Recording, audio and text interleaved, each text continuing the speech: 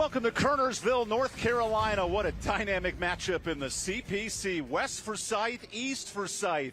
League title implications, playoff seeding, and an absolute battle. Two programs that have a ton of history in the Central Piedmont Conference. It's senior night, and that means we're handing out rings and we're handing out trophies here on My 48 for our Winston-Salem Fairgrounds Rivals Game of the Week. Thanks for joining us here from Fred Lewis Stadium with the former Catawba offensive lineman Mark Covert. I'm EvanBudrovich. East Forsyth's had the better of West the last 3 years in this rivalry. What makes this matchup so unique? Well, this year it's going to be the dynamic matchups that each team presents. You have a passing attack here at East that's led by the best quarterback in the state. That's Bryce Baker. Phenomenal athlete, great throw over the football. But he's going to have to, and this offense and this defense, this entire East Forsyth team has to match the physicality that West Forsyth is going to bring. The Titans coming here with intentions to come out of here with a tie for that conference title tonight. Great one here in Week 10.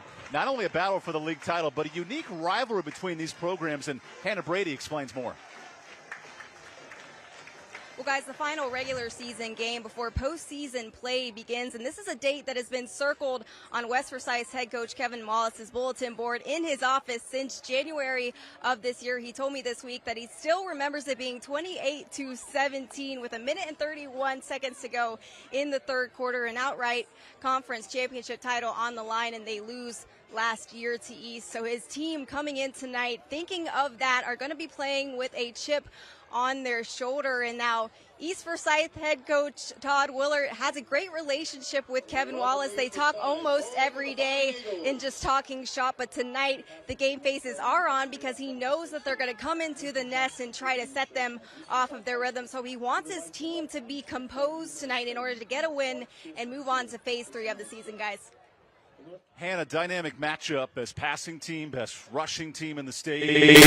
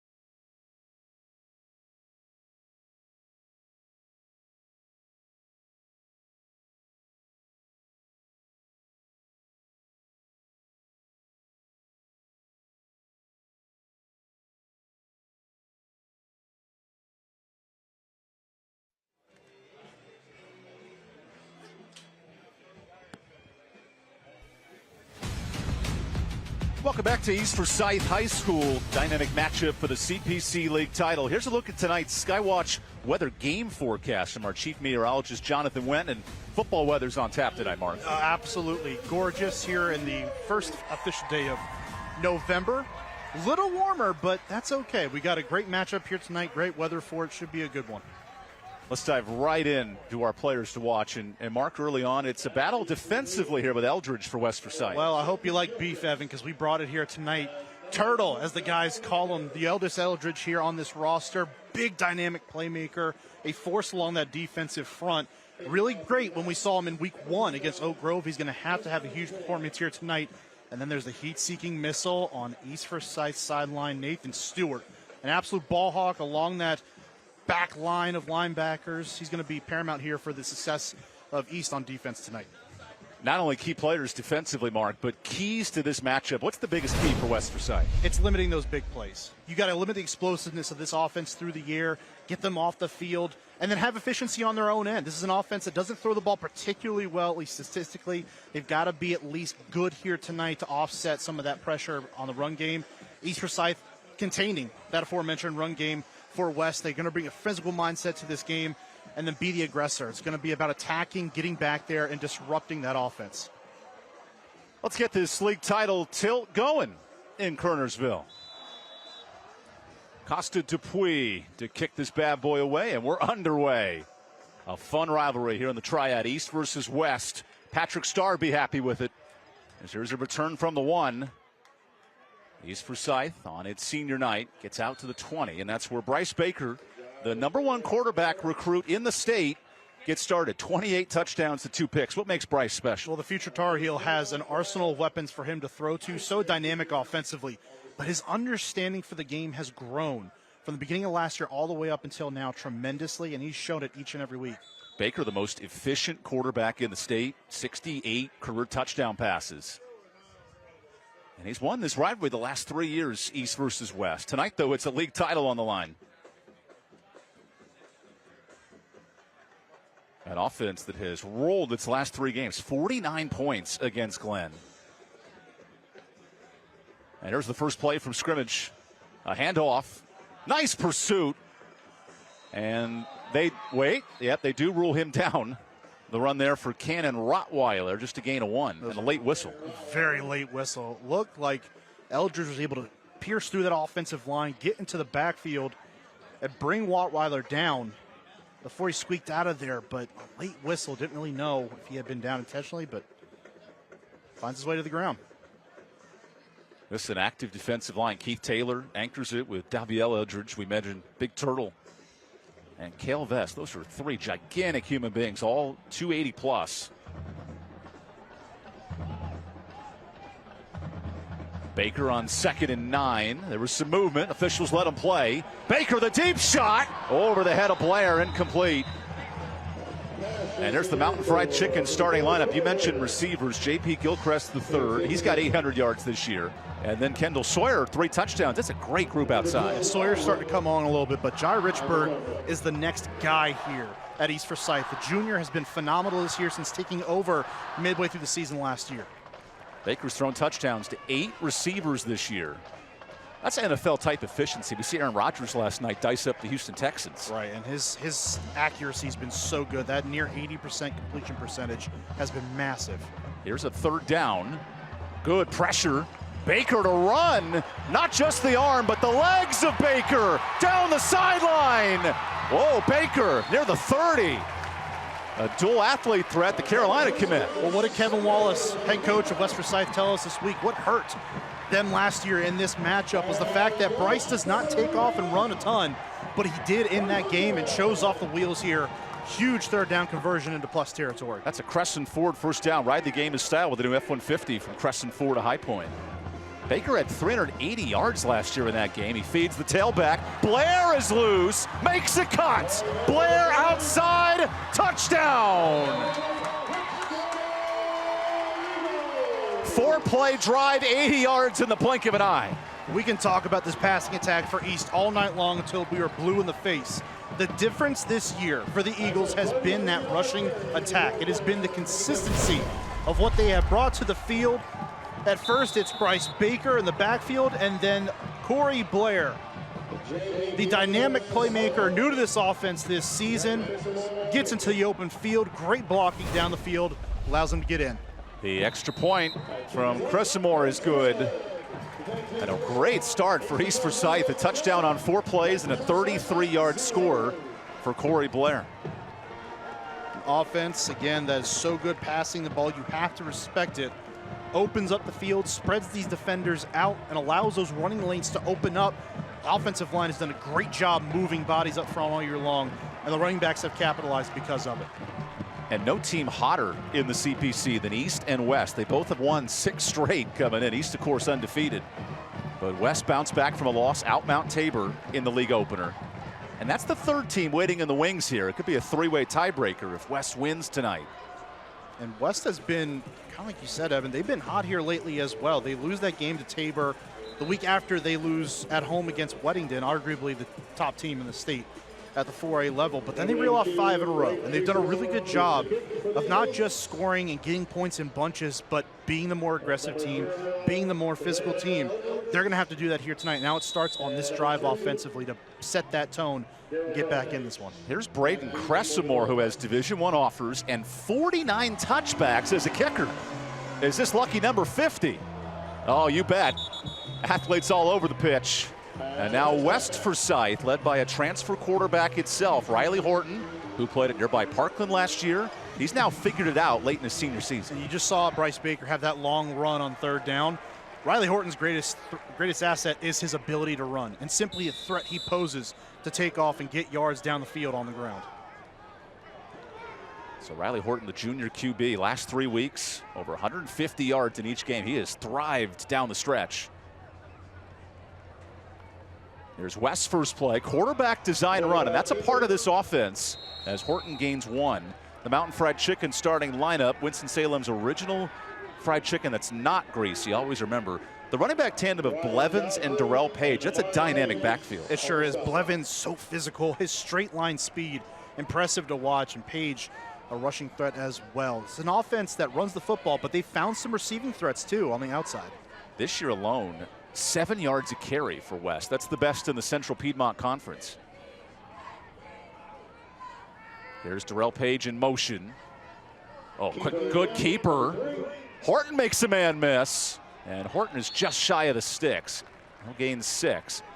And we talked to Kevin Wallace, head coach. He said the running ability of Horton could be the difference in this game. And we noted when we saw them earlier this year, this felt like a really good match for each other. East or West Forsyth and Riley Horton, a quarterback who runs well, runs with patience.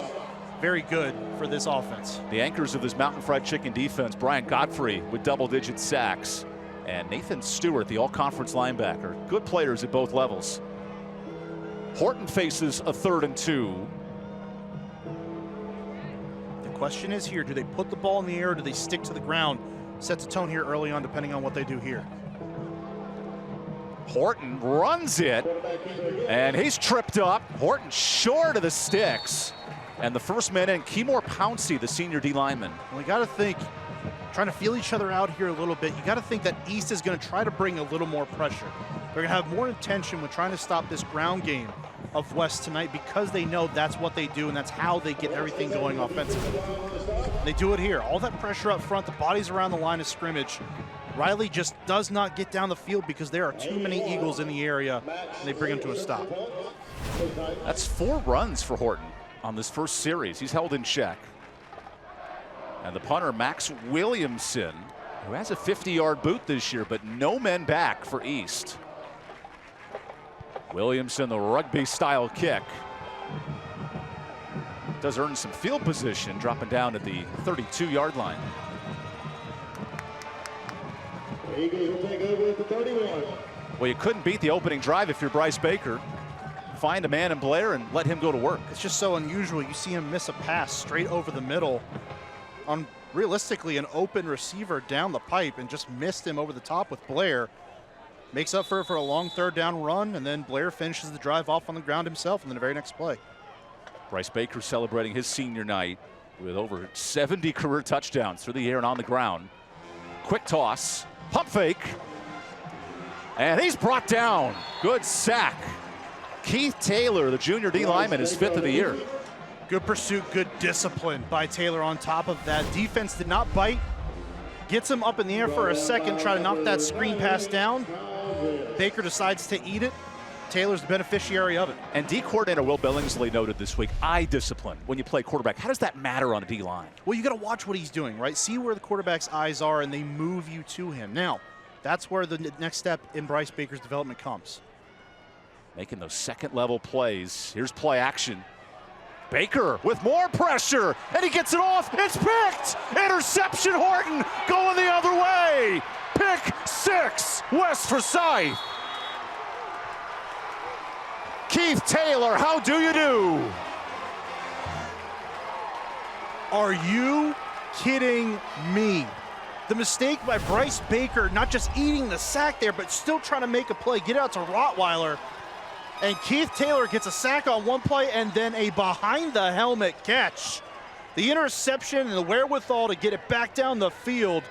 What a turn of events and a defensive masterpiece in 2 plays by Keith Taylor. House call for Taylor, and the first defensive touchdown of the year for West.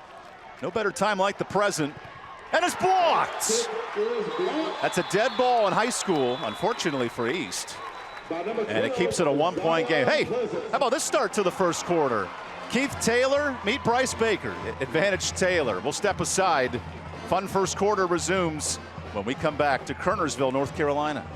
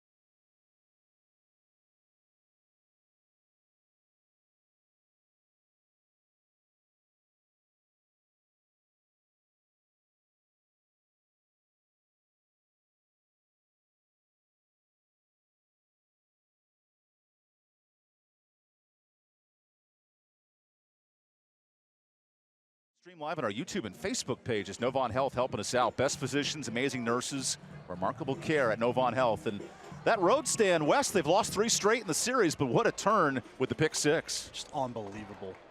Keith Taylor's had himself a night in 2 plays. Back-to-back, gets a sack on Bryce Baker and then capitalizes on an ill-advised escape throw, just trying to get out to his running back by Baker.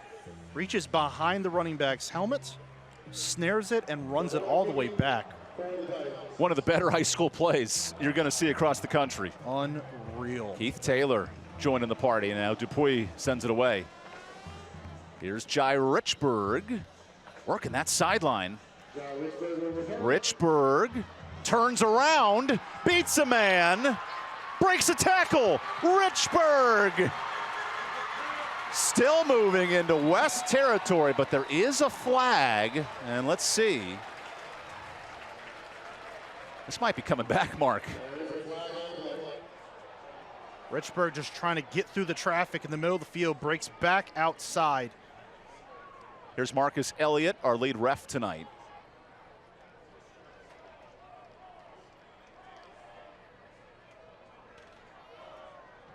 Oh, and a block in the back will negate the run. We talked to Todd Willard this week about penalties. They've averaged double-digit penalties a game. That's important to clean up this time of year. They've got to. In a pivotal matchup like this, not just tonight, but beyond tonight.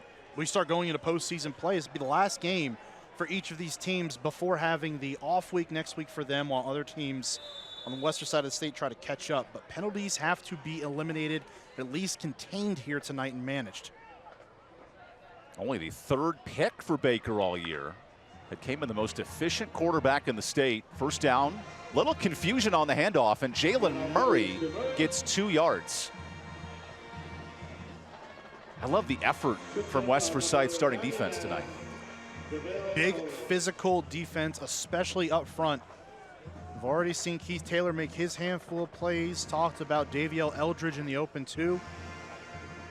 Cuthrell Keaton as well along that front, as well as Cale Vest. A big defensive line, very physical at the point of attack. That D-line nicknamed Juicy and Turtle. They can certainly play. Yep. And then the speedster Taylor with the pick 6 a moment ago. Baker on 2nd and long, play action. has some time and finds J.P. Gilchrist for the first down to the 40.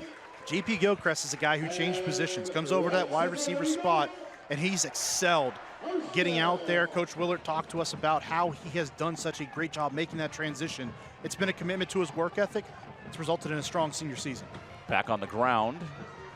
And a good stop. You noted the Mountain Fried Chicken starting defense. Nicholas Goodrum, the anchor in the middle.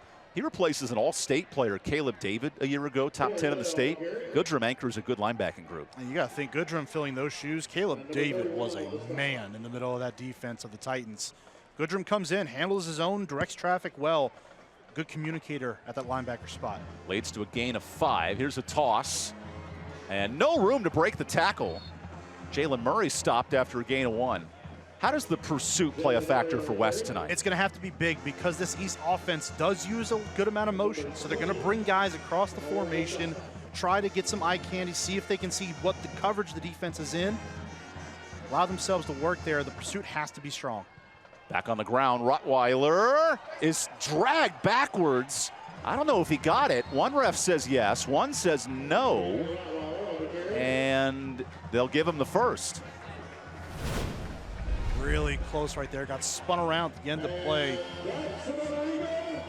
Oh my goodness. Grabbed by the jersey that time. Almost looked like he may have been grabbed by the face mask initially. Juicy is grabbing his literal shoulder. And I'm wondering if he got across while he was being slung around there initially. Good effort by Rottweiler to keep those legs churning. Literal third down tough run. Back to Rottweiler. And again, Juicy is grabbing him and pulling him down. That's like a bull in the china shop. Good luck against Cutthroat Keenan. I mean, back-to-back plays, just copy and paste it. Remember when Ndamukong Suh at Nebraska was pushing Texas around the Big 12 title game? That's what we're seeing tonight. That's what it looks like. Cutthroat Keenan, big man. You can see it on your screen. This is a man, you're going to be called juicy. You better have some weight behind you. He's 360, listed. He looks more like 4 Bills, putting a lot of pressure. Baker goes short.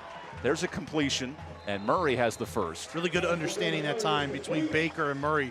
Just communicating, seeing what each other saw. Coverage backs off, find a soft spot in that zone.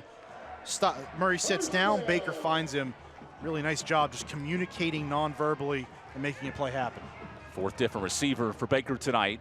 Here's a quick run. Murray's turning his feet down inside the 30. He'll get to the 26. Jalen Murray last week, 120 yards, 3 touchdowns. This kid's explosive all over the field. He sure is, and this is an offense that can hit you in so many different directions. For the last several years, running the football has really fallen on what the quarterback does with his legs throughout the course of a game. This year, it's been running backs, and they've set the tone. Back to Rottweiler, who literally looks like a pit bull. This kid is fighting for yards. He'll get 3 for the first. While his fellow tailback, Corey Blair, was playing without his gear. Watch Blair 0 there. Just going through, trying to get a block somewhere in there. But Rottweiler, not a big guy. Even when you're on the field, you see it on your TV, not a dude who's physically imposing, but he runs the ball hard and he runs it with intention. 7th play of the drive for East. Baker working with his OC, Ron Horton, who's the former Parkland head coach. Now 10 years running this East offense, and we got a whistle and a timeout. So West will talk things over. We'll take the timeout here. When we come back, the top-rated quarterback in the state facing a red zone opportunity. We'll step aside for our My 48 game of the week when we return.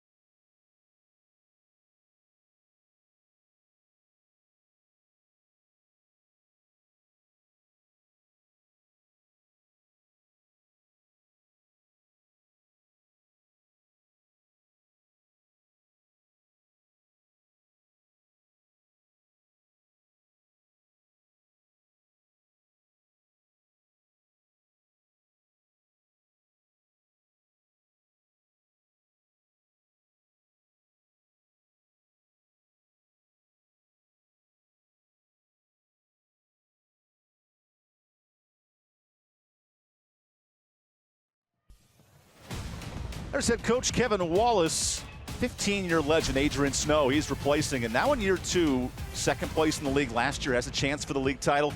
You really like how this guy works with his players and staff. It's just so nice to hear a guy who communicates, and when you're talking to him, he doesn't refer to his players by their names. If they have a nickname, he goes by that. It's a guy who cares a lot about his roster. Baker out of the timeout, elects to keep, and ooh, a late hit.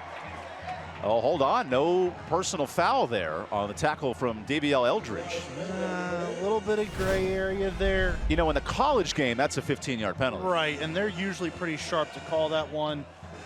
Okay, no helmet to helmet. Right, no helmet to helmet, and really right there, you're looking at Eldridge.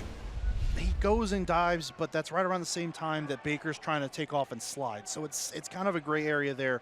I like the no call there by this officiating crew. Baker does run, 5 yards of carry coming in. Now on 2nd and 5, back to Blair. Blair gets past 1, stays on his feet, and inside the red zone, now inside the 10 for the Crescent Ford first down. Corey Blair was not with this football team when the season started. Comes in halfway through, well, not halfway through, but a little bit towards the beginning of the year. He moved from Georgia to play for the last 2 months. And is the cousin of Jadon Blair. The All-State All-American from Mount Tabor. Commit to Notre Dame as well. He's been a revelation in this backfield as well. Back to Blair. Blair stays powering through, 2nd touchdown. It's the Corey Blair show here in this league title bout. When we saw East Forsyth a few weeks back against Mount Tabor, it was the straight line speed and the tough running ability of Corey Blair that shone through on that evening in an East Forsyth victory. Tonight, 2 possessions, 2 touchdowns for number 0 in blue and gray. Extra point here from Cressamore. Really good hold on the high snap. And it's 14-6. Blair's a tough man to stop. Works to the middle of that defense. Great job blocking up front. And again, the size of Blair allows him to run behind those shoulder pads a little bit more. Demonstrates it there, keeps his balance, and gets into the end zone for his 2nd tutty of the night. Jadon Blair and crew. Closed captioning for tonight's game is brought to you by Caring Hands. At Caring Hands Home Health, we understand the happiness of your loved ones is important to their overall wellness. Last year, it was Bryce Baker throwing for 350 in this matchup. Tonight, Mark, 11 on the ground for East Forsyth. So many of those yards came in the 2nd half. Had to come back, down 11 in the 3rd quarter. End up winning by 10 in that football game, clinching a conference title. But that's been the difference, Evan. This rushing attack all year long with the running backs has offset this great passing attack. It's allowed Bryce Baker to sit back there more comfortably, survey the field, because they don't have defenders constantly focused on him. They have to respect that ground game, and it's shown through on the first 2 series of the night tonight. We have a pick 6 and 2 touchdowns. A lot of drives for East Forsyth. And West finally gets the football after going 3 and out to open the game.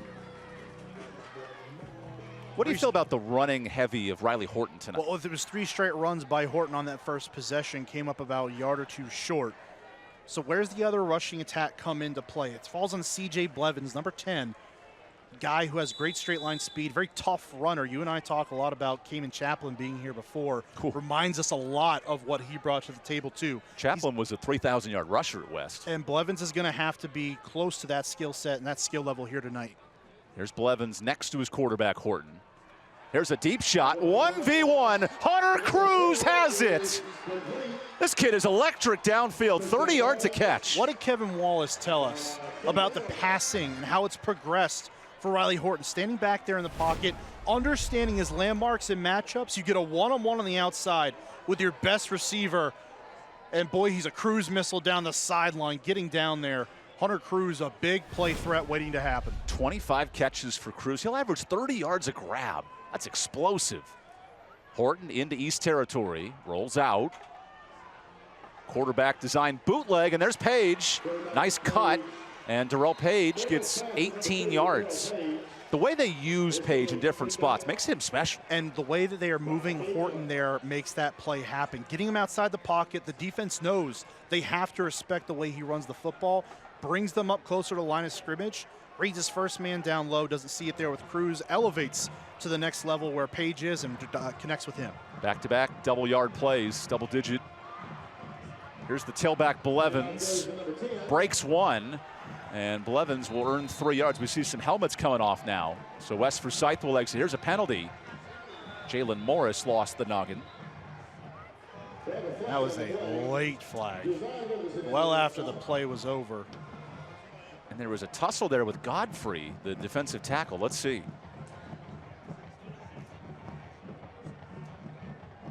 Heated rivalry. Oh, and it's on East pulling that helmet mark, which can't give away 15 free yards. When you're going up against a guy like C.J. Blevins, you got to do everything in your power to bring him down. Sometimes that means taking those 15. But when you got a strong runner, you saw Blevins moving those legs, just churning out yards after contact. You've got to bring him down, and it's more than likely never going to be just one guy. You got to get multiple defenders to where number 10 in white and yellow is. 2 penalties, 50 yards as we enter the Cook Reynolds red zone. Horton finds Page. Good hole. Down to the 7. And a nice run on first down. Number 10 on the carry. Brought down by Nathan Stewart. This rushing attack starting to get it going now, but those passing yards at the beginning of this drive have opened that up. The defense has to back up a little bit. It allows this offensive line to go to work. Big on big. Bob, as you hear the acronym. They're moving bodies right now. Horton 50 yards passing, 10 yards rushing. He's led the show on this drive. Cruz one-on-one on the bottom of your screen. 2nd and 2. Play action. Horton, end zone, incomplete. Through the hands of Jalen Moore, and they had him. It's a guy who's got 4 touchdowns this year. 23 catches coming into this game, so he is not an unknown commodity within this offense. Horton puts that ball right where it's got to be. Good poise. Oh, sliding over. I mean, that is perfect. You've got to catch that football. And they say at the young level that ground can dislodge the football. That might have cost more there. Those are the plays as East or West Forsyth in this game that you have to make against such a talented team at home against East Forsyth. Here's a 3rd and goal. Keeper, he's short. It wasn't goal, my apologies. So there's the first down. It's 1st and goal coming up. Go back to your bread and butter, just running at the point of attack. Horton, a no-nonsense run that time, reads the defense, sees where his offensive line's gotten pushed, sticks his nose in there. Horton, another QB run. He's hit hard and short. Kenyon Smith got there first, and the ball comes out. There's a Marion Hayes, the UNC signee. Looks like they rule him down just inside the 2. Hayes, a big body within that defensive front. Already talked about Keenan on the other side. Hayes, the same enforcer up front, takes a couple blockers to get him out of the picture. That's a mean 350. They're going to need him, especially down here in these goal-to-go situations, a run-heavy offense. He's got to be strong at the point of attack and allow the other defenders around him to eat up the rest of those blocks and bring down ball carriers. So we go to the 2nd quarter here in Kernersville. 2nd and goal coming up when we return. Can Riley Horton punch this bad boy in? We'll find out after this timeout. East versus West. It's a running show so far on My 48.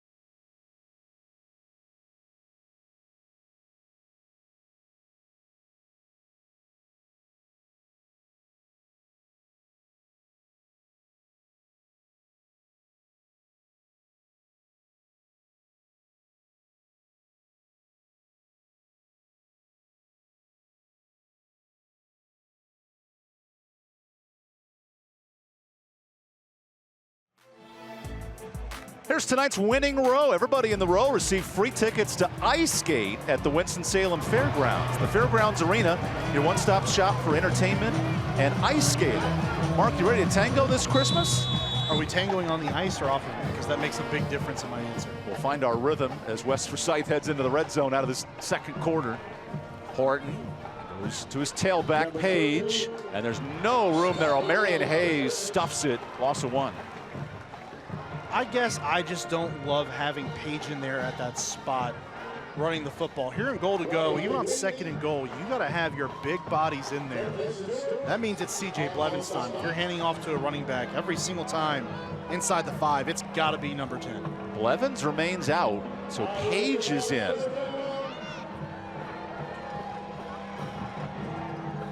A pick 6 has been the offense for West Forsyth. First sustained drive.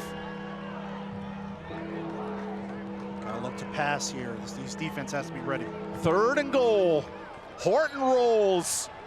Fires. Incomplete. But we do have a flag. That was in the end zone, so let's see. It's right around the center of the formation, too. I can't imagine it was an ineligible man down the field. All the linemen looked like they were back. Marcus Elliott decrypting this call.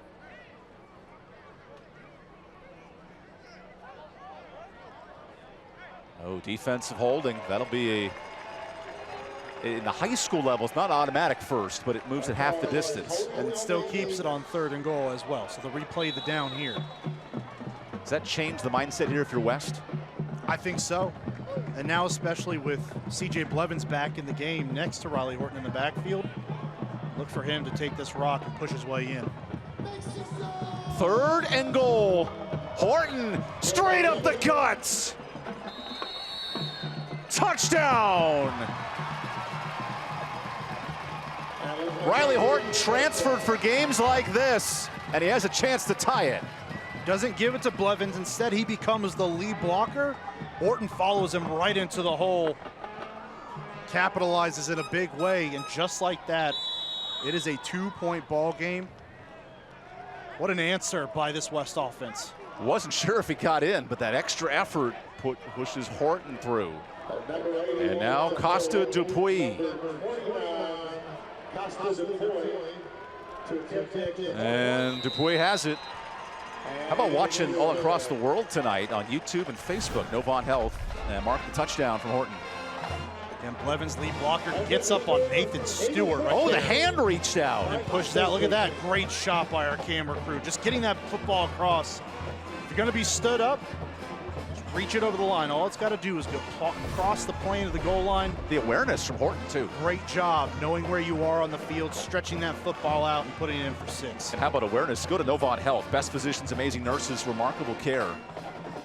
Kevin Wallace and Todd Willard talking to the officials. Todd doesn't like that holding on 3rd down that set up the touchdown. And it was actually a really good play call for a couple different reasons by West Forsyth. Obviously, you get your quarterback who's so mobile on the edge. Give him that option to either put it in the end zone or if he feels like he can get it on with his legs to do that. But it puts pressure on the defense because a lot of those routes then come across the formation. Defense has to get a hand on somebody. That time a little too aggressive. Todd Willard, 2-time state champ here at East, 2018, 2019. And maybe their best team since. Right now ranked 3rd in the state. West Forsyth just outside the top 10, but a win could change that. And here's Dupuis. Good kick into the end zone. That's where East will start at the 20.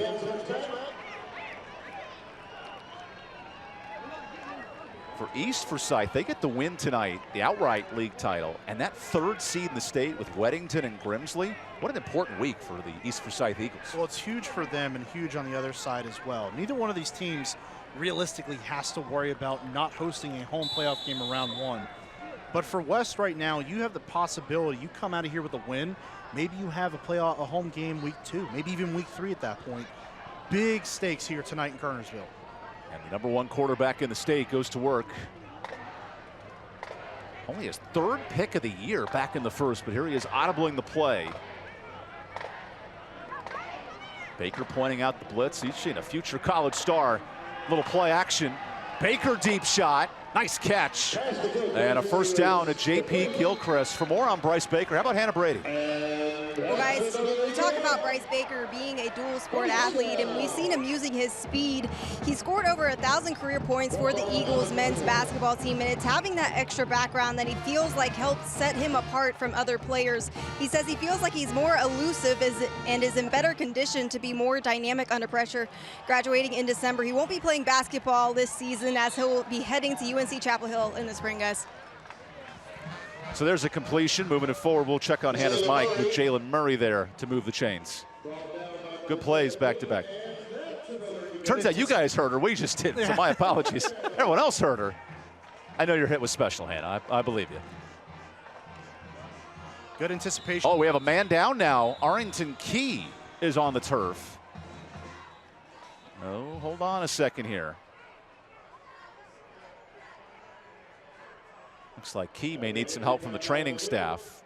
Mike Pennington, the athletic director, with his athletic training staff, with Lindsay and crew leading the way. Yep.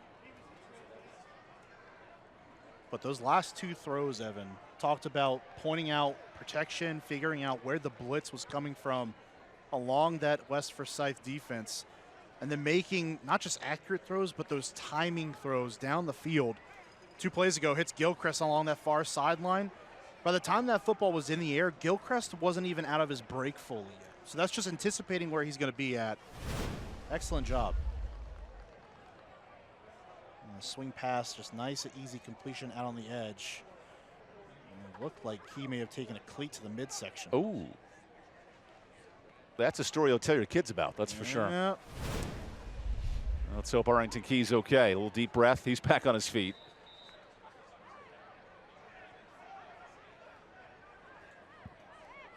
Todd Willard, who's the winningest head coach here at East Forsyth, he's got a talented offense, scoring 63 touchdowns this year. That's the final movement and a 5-yard penalty. Now that's been the bugaboo for East this year with the penalties. Well, it's been the bugaboo really for East for the last couple of years. It's having that discipline to make sure the mental side of the game is not the one that surpasses them, but it's been those kind of penalties, the procedural ones, holdings, illegal formations, false starts, things of that nature, that for an already explosive offense has held them back even more. Averaging 11 penalties a game. And we saw East in a 1-touchdown game against Mount Tabor, over 100 yards of penalties, still pulled out the win. Baker with a quick toss. Corey Blair gets a block, and Blair is shoved out. That's a completion and a penalty at the end of the play. Flag came out towards the end of that run. I think it's either going to be in an area of a holding or a face mask potentially on West. And that's what J.P. Gilchrist, he's pointing the other way. So he sees what you see. This 5-man officiating crew led by Marcus Elliott tonight.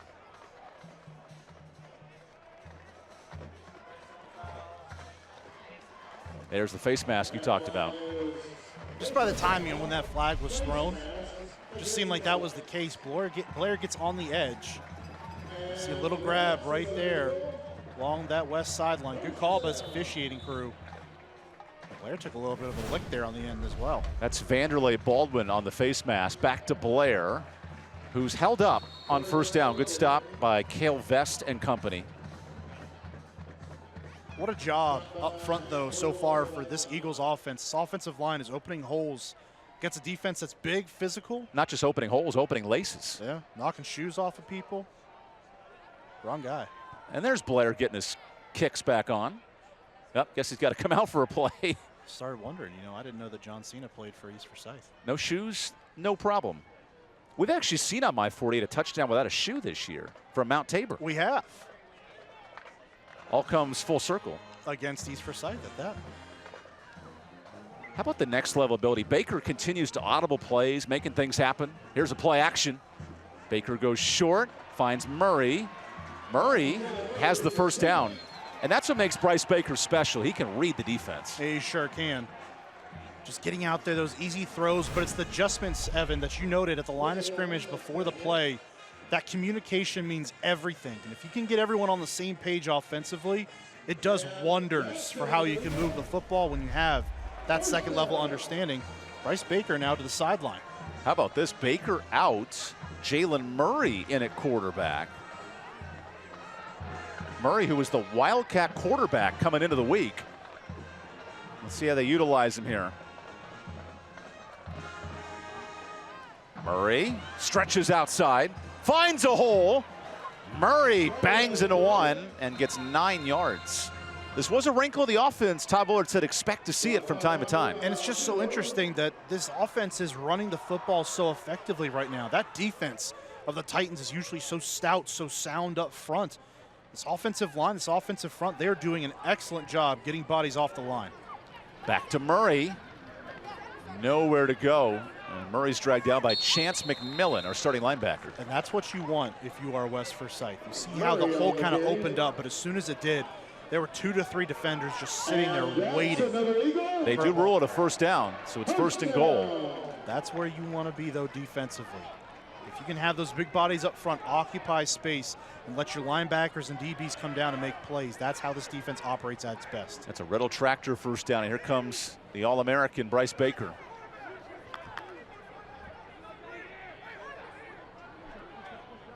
Feels like 2 different offenses with Murray running the Wildcat and the efficient Baker. Rottweiler, the tailback.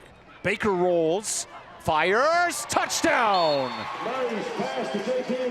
J.P. Gilchrist, the power 4 receiver, finds his UNC quarterback. As easy as they come, executing up front. Not a pick, but that slight motion on the outside by Jai Richburg draws the defense in, creates some traffic, an easy release for Gilchrist along the edge. And that's as easy as it gets for Baker and company. Here's Chris Moore. That time he knocks it through. Bryce Baker not only showing versatility, but he's found his 5th different receiver of the night. 8 plays, 80 yards. East back on the board here in Kernersville.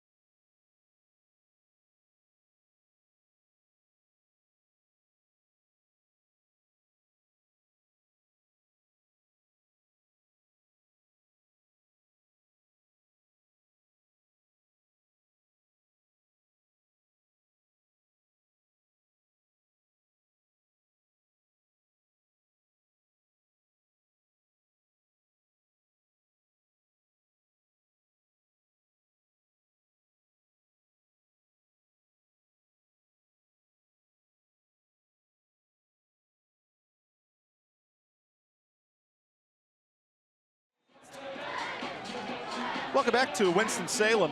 Closed captioning for tonight's game is brought to you by Caring Hands. At Caring Hands Home Health, we do our best to make your loved ones feel like they're being taken care of by our family. Bryce Baker taking care of the football on that last drive for touchdown 29 of the year. And East Forsyth back up 8. Baker was a monster when these teams met last year. 385 total yards. And tonight, a little more balance for East, but a 1 touchdown lead. I'm pretty sure any team that East Forsyth has played here the last 2 years will give you that testament of number 2 in blue being a monster. Game-winning drives, superstar throughout the game, blowouts, you name it. Bryce Baker's done it all. That kick stays in play and returnable. Goodrum has a hole. Still turning bodies to the 35-yard line. Good return for Jamari Shepard. How about that? Just legs churning. Probably got first contact around the 26-27. Keeps moving those legs, bodies, bringing that pile down the field. Great return because of it. Well, as Shakira says, your hips don't lie, and Shepard kept the lower half moving. So Riley Horton, who is 2 for 3, 47 yards, back to work. He's had explosive plays tonight. Can they sustain it on offense? Can those big plays in the passing game keep coming? Horton feeds. Nice stop. Godfrey dives on top, gain of 2 on the run from C.J. Blevins. You want to know how hard it is to bring C.J. Blevins down? just running over a man the size of Brian Godfrey in the middle of that defense. And Godfrey's 375. That's impressive. Young man runs behind his shoulder pads. Never say die effort on that first contact. Blevins remains in the backfield, 165 yards last week. Here's Page in motion. Keeper. Horton breaks one. Cuts back. Horton like Cam Newton for the Carolina Panthers back in 2015. Making a nice run up the sideline for the first. Great play design, great execution up front. Watch Horton here. That motion from Page freezes the defender on the edge that time. Gets it out along the way. Whitney had to account for Page coming across. Opens up a hole on the left side of that defense.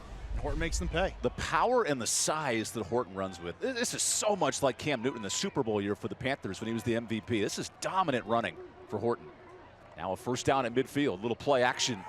Combine the run with the arm strength. Horton deep. And a flag. Hunter Cruz draws the PI. Already seen one deep shot and completion. Hunter Cruz here tonight. He's one-on-one. He has burners. He can get down the field in a hurry. And if you're going to prevent a touchdown, you take the 15. If you're going to get beat, not a bad idea. At the high school level, you're right. Not a spot foul, but just a 15-yarder. It's the 15-yarder. Horton understanding the landmarks. You see one-on-one with your best guy on the outside, you got to give him a chance. And the ball was uncatchable there to some because he was being held back. Good execution again by West Forsyth. Hunter Cruz, who last year was the JV starting receiver, didn't get a lick of varsity time. Now he's the second-ranked receiver in the CPC behind Gilchrist. You got to think Jai Richburg is on that offense as well, another stud. Snook Peterkin over at Mount Tabor. Yep. Back on the ground. And look how hard Blevins is running, but he's got nowhere to go. Eaten up like an Uncrustables by Godfrey and Hayes. 5 different defenders. Did you see in the NFL this week that they polled teams eating Uncrustables, and the Broncos would average like $750 a week. $750 a week for their football team. Unbelievable. They're $751. It might be 750 pounds right there in the middle of that, trying to bring down one man, and still was on his feet by the end of the play. Godfrey and Hayes have next level offers. Blevins is a good tailback, but you're right. Good luck getting out of that sandwich. Yeah. You like an Uncrustable? I love anything PB&J. Thanks for joining us here in Kernersville. West back to work offensively. Horton scrambles. Deep shot. Cruz knocked away. Zion Pleasant saved a touchdown.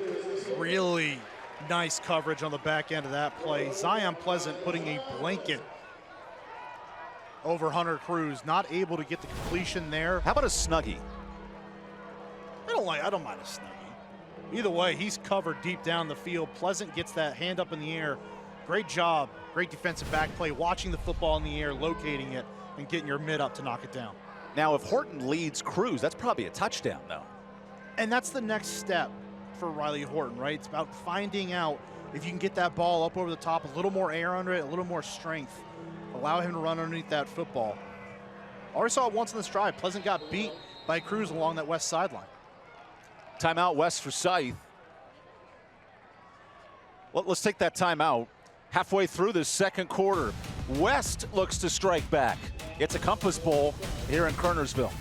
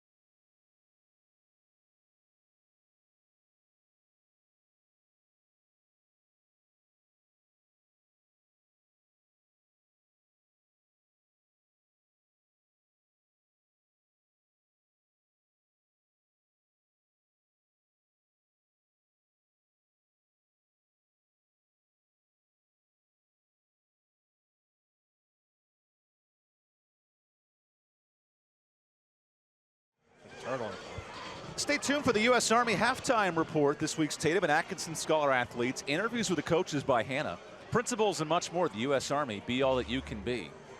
And how about this first half? East through the ground, West through the air. Different than what we expected, but it's paying off. Yeah, role reversals, right? Talk about the physical mindset of West Forsyth, the passing attack of East. Well, East has been running the football well, and West has been throwing the football around a little bit, get some yards through the air. Horton, 47 yards passing, faces 3rd and 11. East brings 4. Horton, time, finds a man. Jalen Moore cuts back. Moore is loose. Touchdown, West Forsyth. 3rd and the answer, it's Jalen Moore. That's about as pretty a touchdown pass as you're going to find in the land. The protection up front by the offensive line, holding off all the defenders. Horton has as clean a pocket as he's seen all night. Delivers a strike over the middle, and then it's Moore taking it in, breaking one tackle, and obliterating this defense. Jalen, like Britney Spears, says, gimme, gimme, gimme more. 40 yards on the score. And now a whistle before the extra point. That was her comeback era, not the OG Spears from the 90s. The comeback. Post-shaven head. So you get a couple extra yards here on the penalty. And now offense is coming back out. The big package comes in. Yeah. I was going to ask you when you start playing the math. Well, the penalty puts the ball at the 1 yard line. Playing the game of where's the beef. Arby's. And our friends at Mountain Fried Chicken. Well, not really beef there. So down 2. West was bound to go eventually. They go here on the penalty. Horton has Darrell Page, the tailback. Horton, QB run. He's in, tie game. And the beef package has the saute special. Riley Horton runs it through. There was no one on the right side of that line. A wide open, gaping hole in that defense. Let's talk about this touchdown pass really quick. That protection up front, masterclass. The pass over the middle, masterclass. The play call, masterclass. The broken tackle, running it in, masterclass. And then the two-pointer, no hesitation by Riley Horton.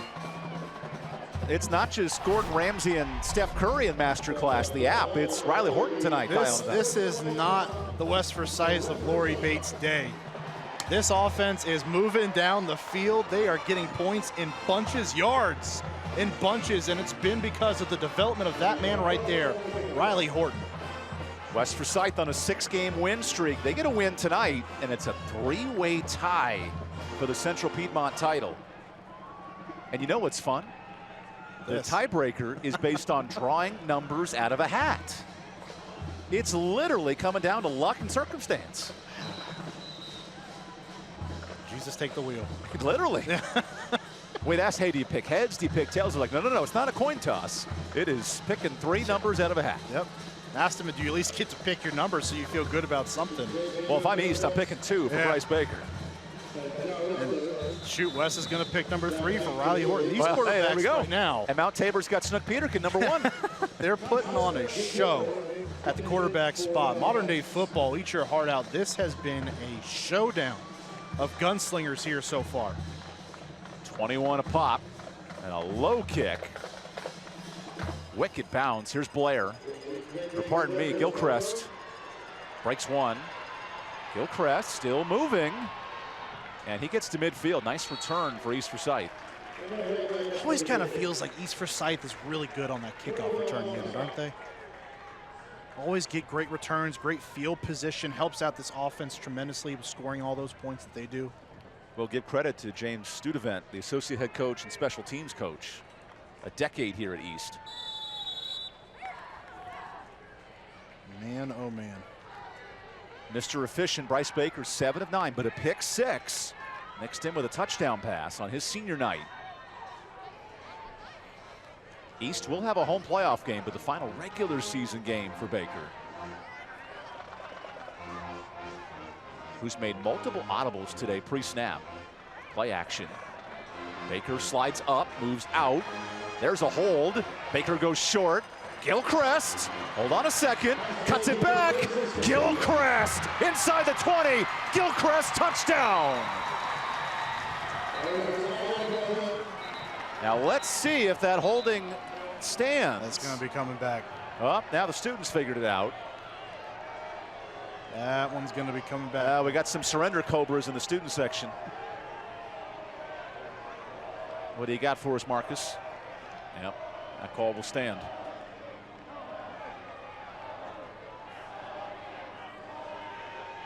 Yeah, I know the home fans here at East Forsyth aren't going to like it, but it was a pretty blatant hold right in the middle of the field. Just can't have that kind of execution, such a big play to happen. And the contrast in reactions is fantastic. The howling of boos and the clapping on the other side. Two schools separated by 15 minutes. And for some of us on the staff, I drove to West today thinking the game was at West. So I got the view, riding up 40.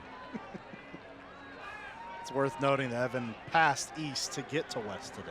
I went east to west to east. And I went a little north, too, on the way over from where I live in Fuquay Arena, North Carolina.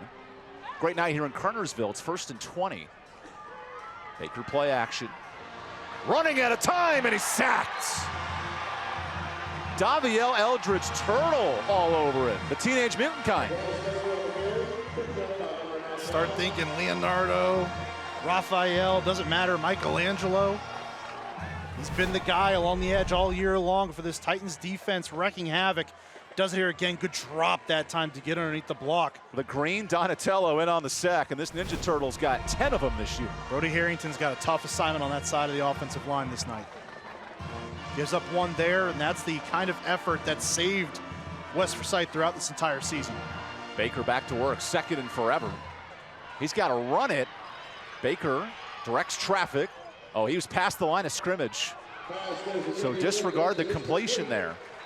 Now remember, if any part of Baker's body's at the line, it's okay, but I'm not sure he was.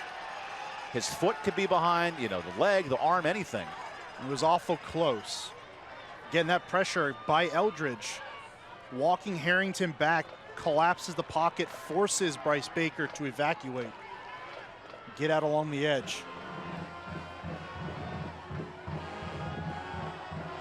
And they're saying that's exactly what it was. He's past the line of scrimmage. That's going to be a hard one at the high school level to overturn. You could challenge that in college and maybe take 100 looks at it. But no replay at high school level. So it's a loss of down. Great point. So 3rd and super long. So when it looked like they were back, at least made up the penalty yardage from that holding call that negates a long touchdown. Pressure on a sack, and the pressure gets home again to force Baker out past the line of scrimmage. What's in the playbook on 3rd and 31? Last week's game, we had Central Davidson pull a trick out of their bags on 3rd and 30. What does Bryce Baker have here? Baker rolls out.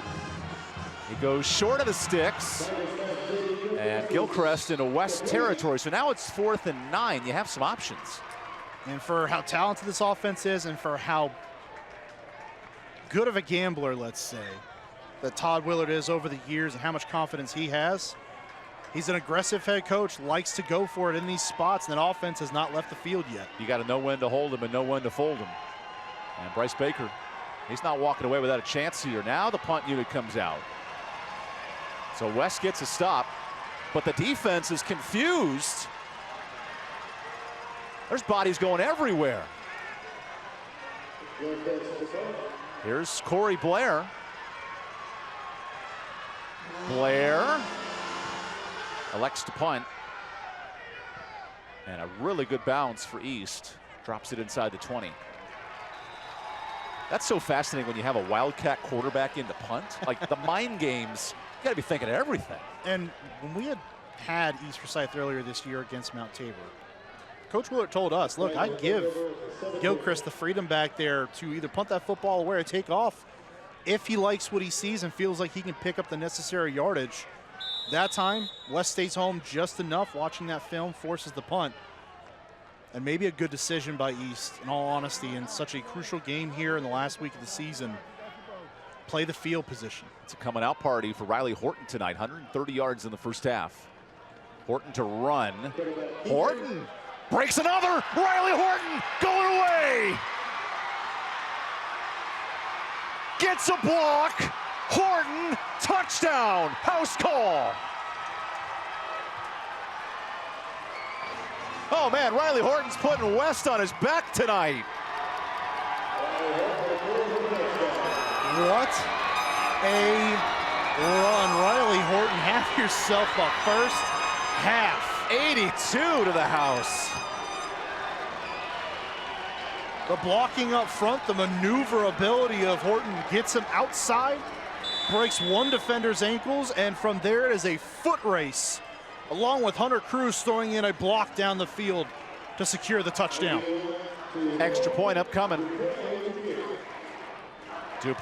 Dupuis. That time hits it. Riley Horton, man, this kid's fun. Good job blocking up front. Defense flows all the way to the right. Look at that, Horton. Oh, Blair. Put him on skates. Could not get him down in the open field. And crucial here, you don't see it on your screen, but Hunter Cruz was hustling the whole way down the field that time to throw a late block in and secure that touchdown. All the upsets over the year, all the anguish, all the heartbreak that these Titans have had to take at the hands of their hated rival in East Forsyth. You throw in a playoff game, it's been 4 straight wins for East. And West, go back pre-COVID, their last win 2019. That's starting to smell something And there. here's the challenge, because we had a similar score last year. There's 28-17 in the third quarter. East finds a way to get on a roll. They steal that one on the road in Clemens. So now what does this team learn from last year? What is different about this West Forsyth team? That leadership they have to know. Kevin Wallace has had it written on a board in his office for a year now. That score in the third quarter with a minute to go. But what a job by his Titans in the first half. This is a rivalry built on respect, but there's a lot of history. Remember the year West last beat East. East won the state title in 19. What is looming here in the final minutes of the first half? And there's a pooch kick. Oh wait, that's a live ball. I don't know why. I mean, you're getting really close there. Eldridge. I don't know why he didn't try to go up and catch that football. Because it went 10 yards. Yes, that's a live football. That is a live football. Oh. That is a mistake by West Forsyth and their special teams. And since the ball's past the 40, you get it out of bounds where it goes out. So from the 44-yard line, great field position for Bryce Baker.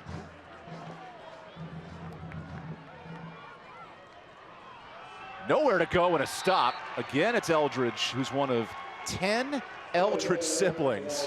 One of the younger Cubs makes a play. Worth noting that all of them have a first name that starts with the letter D. And there's 2 more on the way, Fat Daddy and Fat Fat. A couple of linemen coming in the pipe. Fat, you can't make it up, man. Baker, another loss of yardage, so 2nd and 10. Time. Baker's short. Good catch, Murray. And Murray has the first for a gain of 13. It's worth noting at this point, we still have not seen Jai Richburg show up on the stat sheet yet. It's the guy coming into tonight, the leading receiver amongst this team, both receptions and receiving yards. And he has yet to register a catch in this one so far. Leading the way has been Gilchrist, and that time, Murray. So Baker rolls out. Nice escape. Baker with the legs, and he's banged out of bounds. Good gain on first down, 7 yards. He gets away from Daviel Eldridge that time. Avoids the sack, has already gotten to him once tonight, gets around that time, but the fleet feet. How do you use the clock here if you're East Forsyth?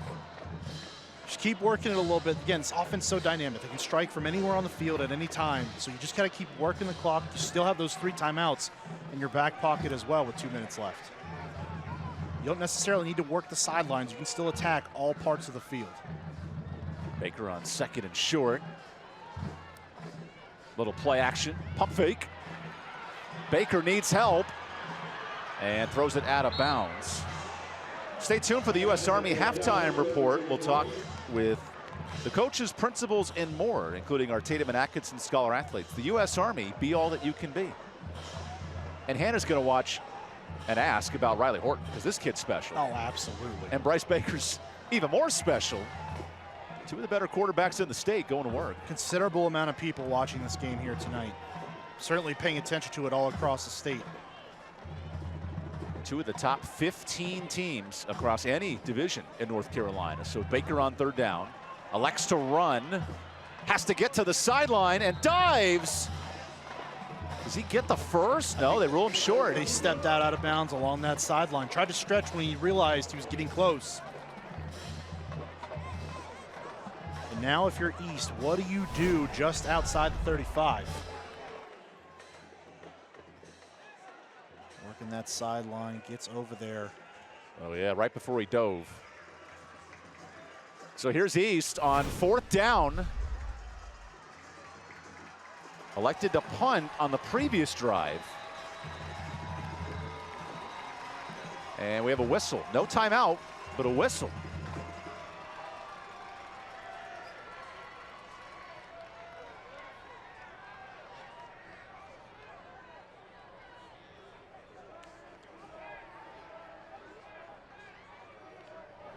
Oh, so we're resetting the clock because of stepping out of bounds.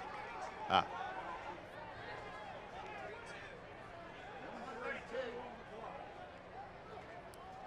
And the world travels by carrier pigeon. We make it up to the press box to update the clock. No microphones for our officials tonight, so we apologize. Even in the year 2024, nothing like word of mouth. East electing to go for it. Baker changing the play before the snap. Play clock to 8. What can Baker dial up here? 4th and 3. Timeout, Kevin Wallace. And he cut that real tight. A little bit of gamesmanship going on between Kevin Wallace and Bryce Baker that time. Seeing how that audible was going, wanting to know, hear a call, potentially letting it run all the way to the wire and then calling a timeout right before the snap. And Baker's ability to dissect the defense and change the play, that's a coach on the field, and it makes it so hard for a defensive coordinator. And that's the difference between what we've seen out of Bryce Baker last year and what we've seen out of Bryce Baker this year. It's been that next level understanding of the game. Okay, you can throw the football, you can get it to your receivers, you're really great at that, you're accurate, the whole 9 yards, right? What's the next step at that point? It's understanding everything outside of just throwing the football. How do you run an offense? How do you keep your composure? How do you get your guys in the right spots? How do you confuse the defense? Work them pre-snap, post-snap. Those are the next level things as he goes along, even through the rest of this season. And along the way in his collegiate career starting at UNC that are going to impact him going forward in a big way. And for East Forsyth quarterback Bryce Baker, Jacob Criswell, the quarterback at UNC, he's had a tough freshman year. There's not to say he could come right in and press Mac Brown and be the starter next year for Carolina and follow some huge footprints. Drake May, Mitch Trubisky, you name it. And here's the next generation of Bryce Baker. Back on the field here, 4th and 3. The UNC quarterback. Baker play action. Goes incomplete. And that hit the turf, so knocked down in the 4th down stop. I'm trying to find Richburg for the first time tonight, just cannot get it to him. And something we do not see very often, an errant pass by Bryce Baker. Sets back, no pressure, right there. Oh, it may have been tipped. It may have been tipped. That was Keith Taylor, who already has the pick 6.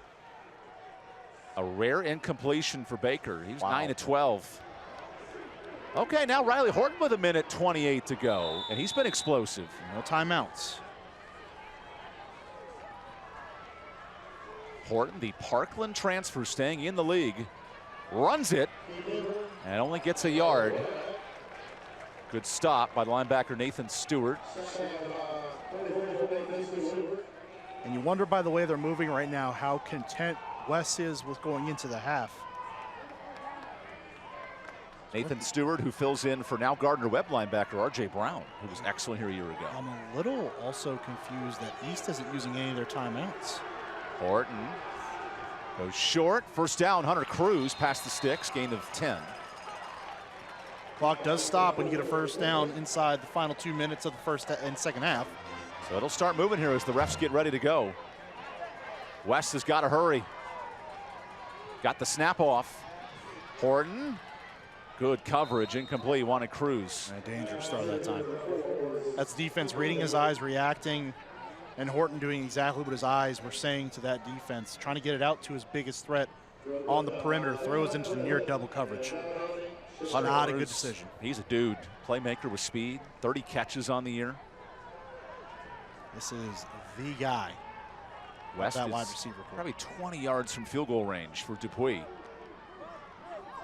Back on the ground. Blevins, there's field goal range. And Blevins chopped down to the 30. Nice run. Horton trying to get those guys back up to the line of scrimmage. Either to spike the ball or run the play, but an explosive run gets him inside field goal territory potentially. What a job by the offensive line, and Blevins following his lead blockers down the field. Back to Horton and a whistle. Oh, a false start.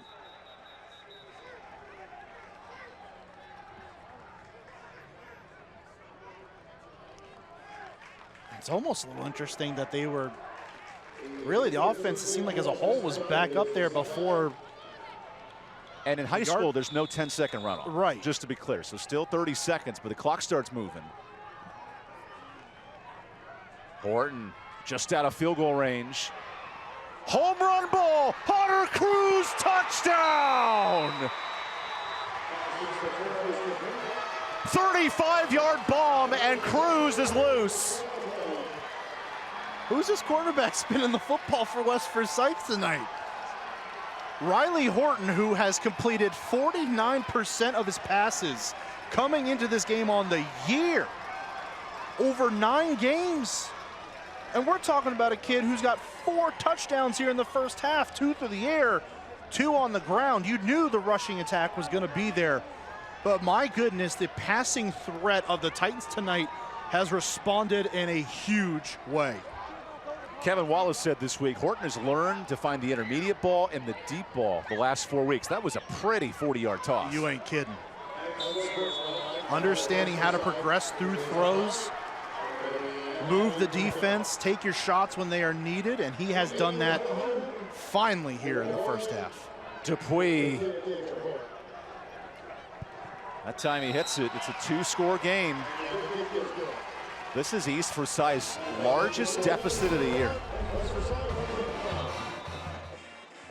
Protection holds up just long enough. Horton gets that ball away, and it is right into the awaiting hands of Hunter Cruz. This matchup has been golden all year long for West Forsyth. It strikes yet again. And Evan, I'm going to tell you, man, there's not a lot of people that had a 14-point lead going into halftime for West Forsyth in this one. How about 64 yards in 70 seconds?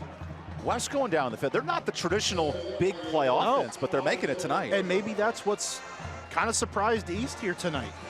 Taking those deep shots, getting it down the field with accuracy at that.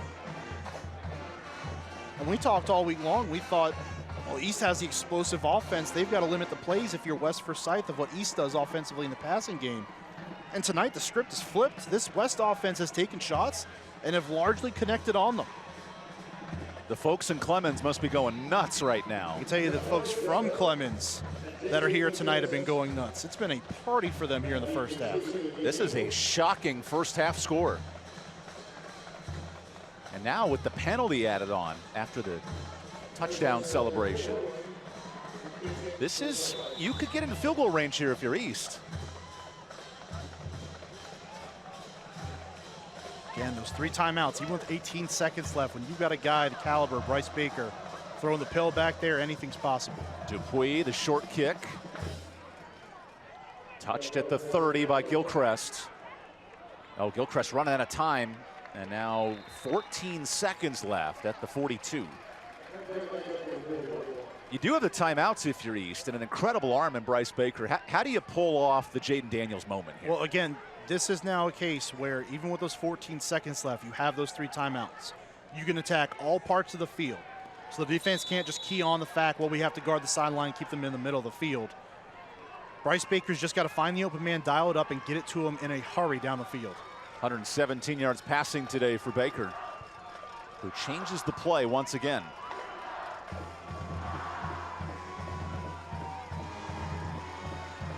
Look at Baker, literally directing everything. Final seconds of the half. Baker nearly picked. Good coverage. And that's Nicholas Goodrum, the linebacker. How about Goodrum on the edge? He got so far, I was like, wait, where's the DBs? No, that's Goodrum making the stop. That's an impressive play. Along that sideline as a high school linebacker, you're defending someone out wide. So 8 seconds, you can do what? One play to set up one more play? It's got to be, again, anywhere it can be in the middle of the field. Just got to get to somebody. Final 8 seconds. Baker, he's got to go. Baker finds Gilchrist with 1 second. And now you got a chance. You can use a timeout and call something up. I believe they called him out of bounds, so get to line here, see what the defense has going on. You expect them to be deep in a prevent. It's a Riddle tractor first down, making tall grass short as Baker nearing 150 yards passing. If you don't like what you see here, again, those 3 timeouts, you only need the one here, you can talk about it. In comes Kendall Sawyer in at receiver, his first action. And now a timeout for East to talk it over. Remember, Sawyer had a game-winning score last year against West Forsyth. He was electric in that game. Murray and Gilchrist, these are some great receivers. If you want to go 40, you can do it with this group. Certainly, and again, we haven't even heard Richburg's name here tonight, at least on the stat sheet for a reception. Last time he was held 0 for a half. Pretty odd. Yeah, but Richburg, another receiver, Fred, that can really stretch the field, get down there, and he's a bigger body too. Richburg's 3rd in the state in receiving yards. This is not a guy you keep down very often. Ethan Driver actually leads the state, and he's in this same conference, the Central Piedmont down at Davie. Saw him already once this year, an impressive young man at that. Yeah, the wide receivers in this league, there are some next level. Peterkin, obviously Richburg and Driver. And then Hunter Cruz has said, don't wait about me. Jadon Blair as well. We've seen him play receiver. He had an explosive game against Davie County a few weeks back. But Richburg 6'3" is built for a situation like this. A jump ball in the end zone on a Hail Mary attempt. He's right here at the bottom of your screen. And there's Davier Eldridge, the lone man deep. Final play of the first half. Baker drawing up a miracle. Baker heaves. Incomplete. Wait. Flag. Pass interference. This half's not over. Wonder who it's on, though, because it looked almost like Richburg pushed a little bit on the back end of that play. It's on the defense, so you get 15 yards and another shot. Richburg, the intended target. Got the guy he wanted to. Still somehow found his way one-on-one down the field. Do you kick it here?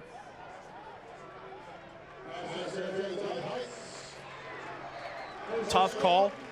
And even at the high school level, even when you have great kickers, a longer field goal attempt, I think with an offense as good as this one, you're down 14. You start scoring some touchdowns here. I think you keep that offense on the field. And Bryce Baker keeping himself in there. What a quarterback battle. Riley Horton 4 scores. Bryce Baker 2 scores. Again, Richburg at the bottom of your screen. Murray, Sawyer, Gilchrist at the top. West sends 3 into the end zone. One last chance. This is an untimed down. Baker needing help. Gets outside. Baker fires. Incomplete. Sawyer nearly had it, and we go to halftime. I'm not sure what happened in the middle of that offensive line. but Cale Vest came running straight down the field at Bryce Baker, untouched. Forces Baker off his spot, forces him to choose the right side of the field, shrinks everything down. The defense, their job again gets easier from there, knocking it down the end zone. And how about a 2-score lead for West Forsyth on the road in Kernersville at the half?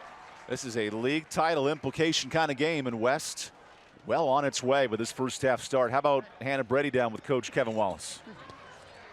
Well, Coach, 4 touchdowns for Riley Horton. How have you liked the way your offense and your quarterback have responded this first half? He stepped up. He's made some big throws, kind of like what we've seen progress over the last couple of weeks, and he's kept it going. We just got to keep it going in the next half. You know, we were up on them last year, 11 points, going into the minute 31. It was in on my board all year. So we know we got to come out and play a whole nother second half. It's a 0-0 game coming out. You just said that you've been in this situation before. How do you hang on to this lead in the second half to close this out? I think our kids are focused enough. They understand the importance. We were in this last year. We get a second chance at it this year. Thanks, Coach. Best of luck. Thank you.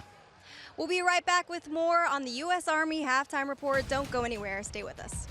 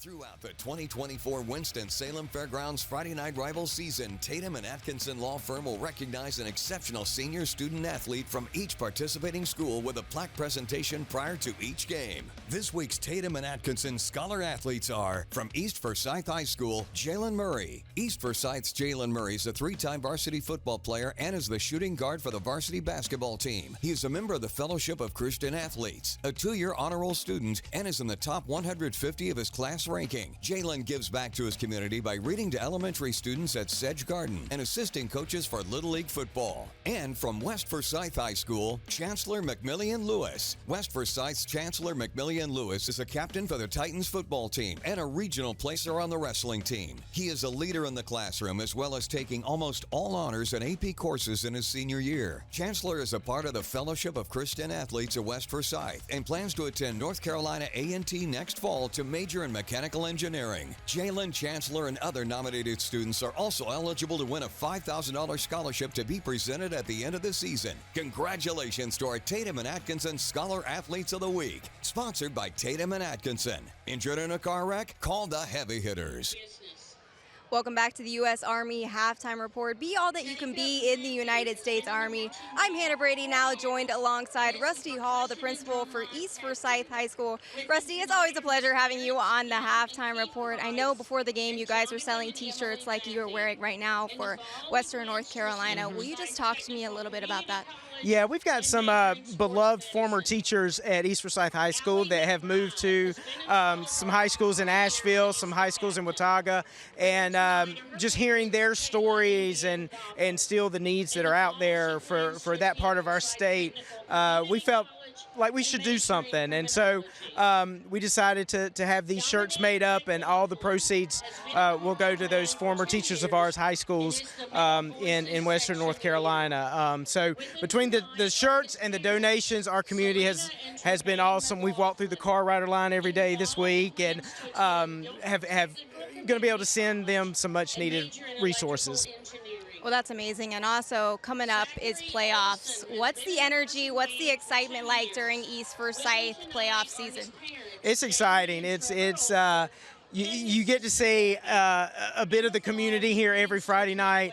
There's East Forsyth flags up across the Kernersville, and former players and former students come back, and everybody just really enjoys that feeling. And playoff season is a total different feeling, and it's exciting.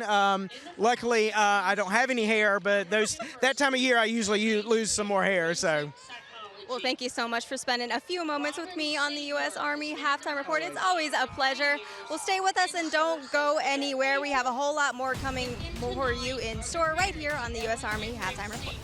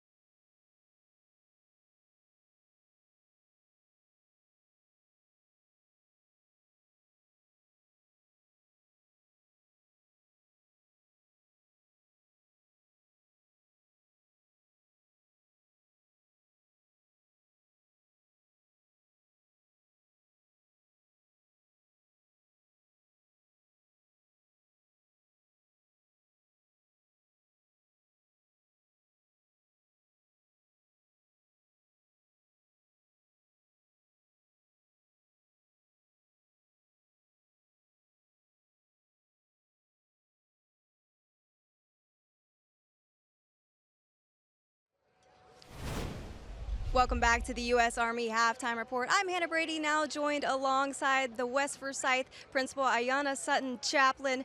Mrs. SC, as you like to go by now tonight, how do games like tonight help build community and school spirit for the students, the parents, and the local community? Well, it allows students to connect with the local community. It allows our students to connect with each other, and like you said, it builds a sense of community and also school pride, and we're big on school pride at West Forsyth. I love that. I love school pride. But also, as these athletes are out on the field, how does being in a sport like football help these students both physically, mentally, and personally? Well, athletics, not just football, but it's just a good motivator for academics, for students. It builds personal growth, and it's also good for their social and emotional learning. And again, having been a part of a team, it just builds that sense of belonging that students need. Now, I know you implemented a new cell phone policy this year at West.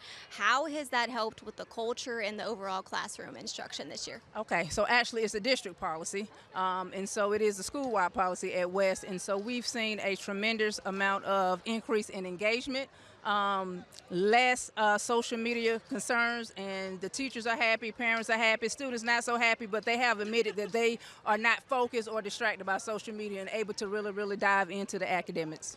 Well, we certainly love it when the parents are happy and the teachers are happy. So, well, thank you so much for spending a few moments on the halftime report with me, Mrs. SC. Well, earlier this week, we had a chance to speak with one of our U.S. Army correspondents, Marcus Brown. Check it out.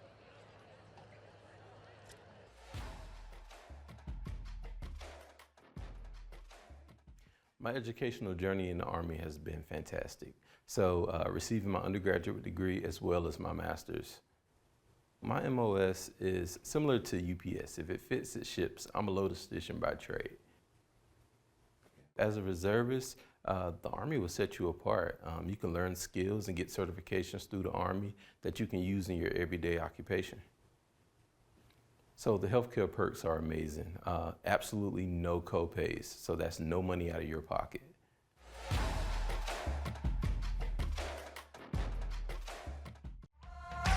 The best Thursday night lights and Friday night rivals highlights from across the country.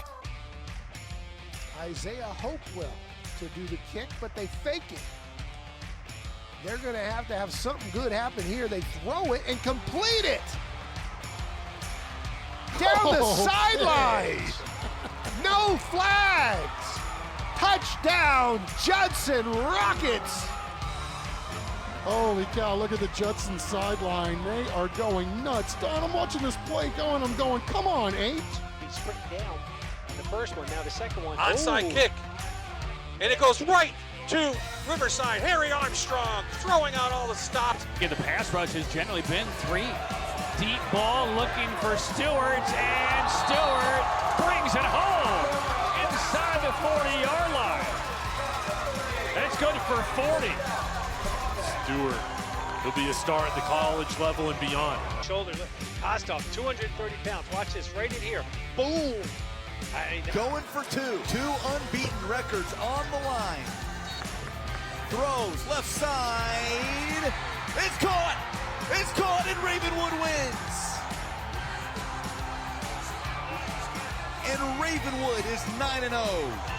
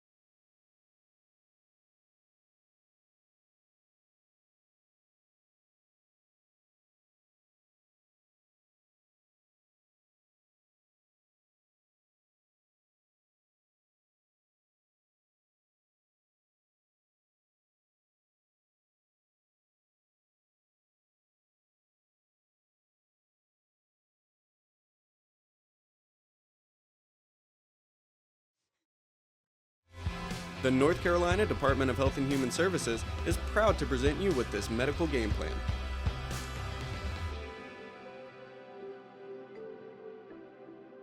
Well, the most important thing is for everyone 6 months and older to get their updated flu and COVID-19 shots as soon as possible.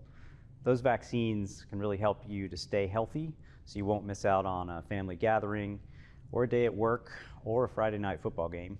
And most importantly, these vaccines can help protect us from some of the serious health complications that can arise from flu or from COVID-19. For example, vaccines cut your risk of being hospitalized for flu or for COVID by about half.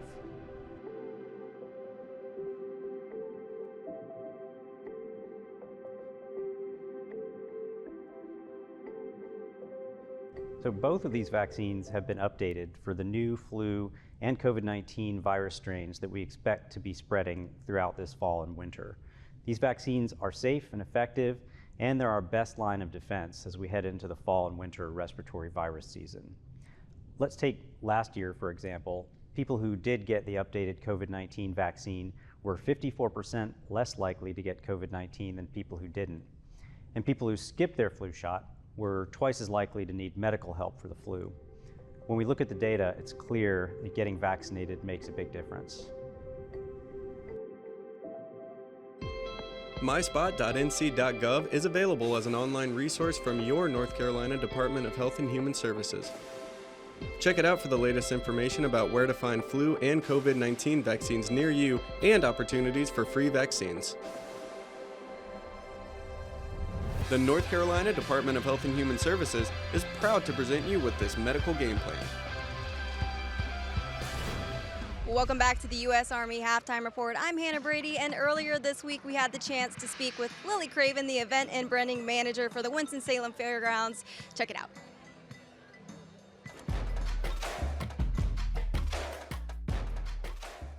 There are lots of ways to get involved on ice at the arena ice rink. Of course, we have public ice skating, which is a big hit in the winter months where you're holed up in the house.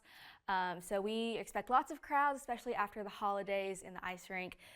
There are lots of ways to play hockey. We've got adult leagues, youth leagues, and we play hockey, which is in collaboration with the city's Parks and Rec department.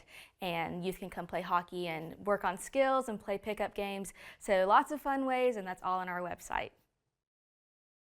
There are lots of events coming up at the fairgrounds this year and this winter. We're kicking off hockey season with the Carolina Thunderbirds opening weekend this weekend. So we've got a game tomorrow at 6:05. They're playing the Blue Ridge Bobcats. And then we've got Wake Forest Club Hockey. They have a tournament this weekend. Lots of teams are coming in.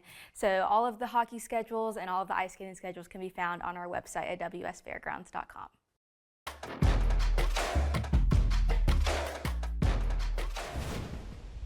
We got highlights. Yes, we do. We got highlights. Now you do too. And it starts with Corey Blair running away for 30 plus. Just seemed like a night where the offense was going to have to get going on the ground for Forsyth to get ahead in this football game. It does with a bang at the very start of the football game, but not to be outdone. Keith Taylor defensively gets an interception, possibly of the year in the state, to even us up before Corey Blair takes it in for his second tud of the night. And from there, it was the Riley Horton show. Man, 4 TDs for Horton. That was a fun one. And he had 3 more later. Just an unbelievable player making unbelievable plays back and forth. East goes down the field. And I mentioned another touchdown through the air. This time, Jalen Moore, the beneficiary, breaks one tackle and bursts into the end zone. And from there, it was all West. A half that really seemed like it was going to be dominated by the East offense early on. West finds a way to stymie them on defense. And the explosive plays were aplenty in the first half for West. Capitalized at the end of the half by this scoring grab. Hunter Cruz made it a 2-score game. The penalties for East played a factor in a couple scoring drives, but the numbers nearly identical. Just incredible first half by both offenses, really. But West comes out. They had to set the tone early on. It's an aggressive football team, a physical, tough football team, as they always have been through the years.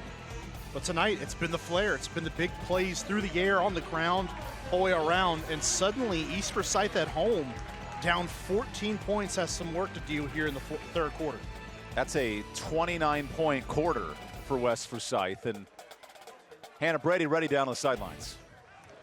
Well, Coach, you told me earlier this week that this game rests on your defense. What was your message to them at the half? Well, we got to make some plays. Obviously, we made no plays, not even a speed bump, so we're trying to make some adjustments, and hopefully it'll work in the second half. How do you get your offense into the red zone in the second half? Yeah, we just got to get the rhythm right. We didn't get in a good rhythm offensively. We got to come out and make some plays, and hopefully our adjustments at half work. Thanks, Coach. Best of luck. Thank you. Thanks, everybody, and we hope you enjoy. Todd Willard, who said, hey, these weeks are kind of stressful as a coach, knowing a league title's on the line. But, Hannah, thanks for doing that interview. We'll step aside for a minute, get all set for the second half. West versus East, 2-score lead at the break.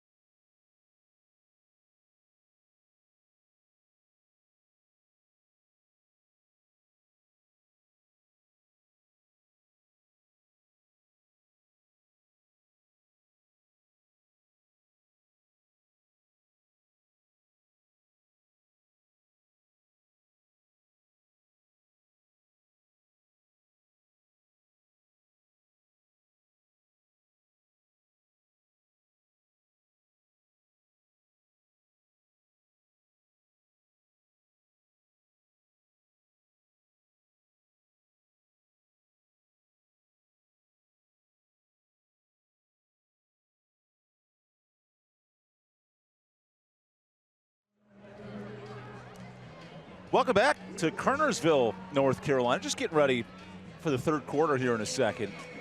Mark West has been in this spot before, we noted in the first half. How do they close this game out in the second half? Well, it's got to be having that killer mentality. Again, this was a team that last year in this very same game at home held a 28-17 lead in the third quarter with about a minute or so left and ended up giving that one away, losing 45-35. So the game is far from over. And that sideline, those seniors, those guys that were on the team last year understand that. So how do you close it out? Play the same tough, tenacious defense you did in the first half and really get that running game going, even just on a driving basis. It doesn't have to be the massive explosive plays. If it is, great. But if you can sustain drives, get the running game going, keep the ball away from Bryce Baker and that East Forsyth offense, you will help yourself out with securing a massive win in the final week of the regular season. And with a win, West 1, they'll host a playoff game. 2, it could come down to a draw of the hat to win the league title. And if you win the league in the CPC based on RPI, you're probably getting a top 5 or 6 seed in the tournament. Great spot to be in. They did their job in the first half. Now can they seal the deal? Could not do it 1 year ago against these East Forsyth Eagles at home.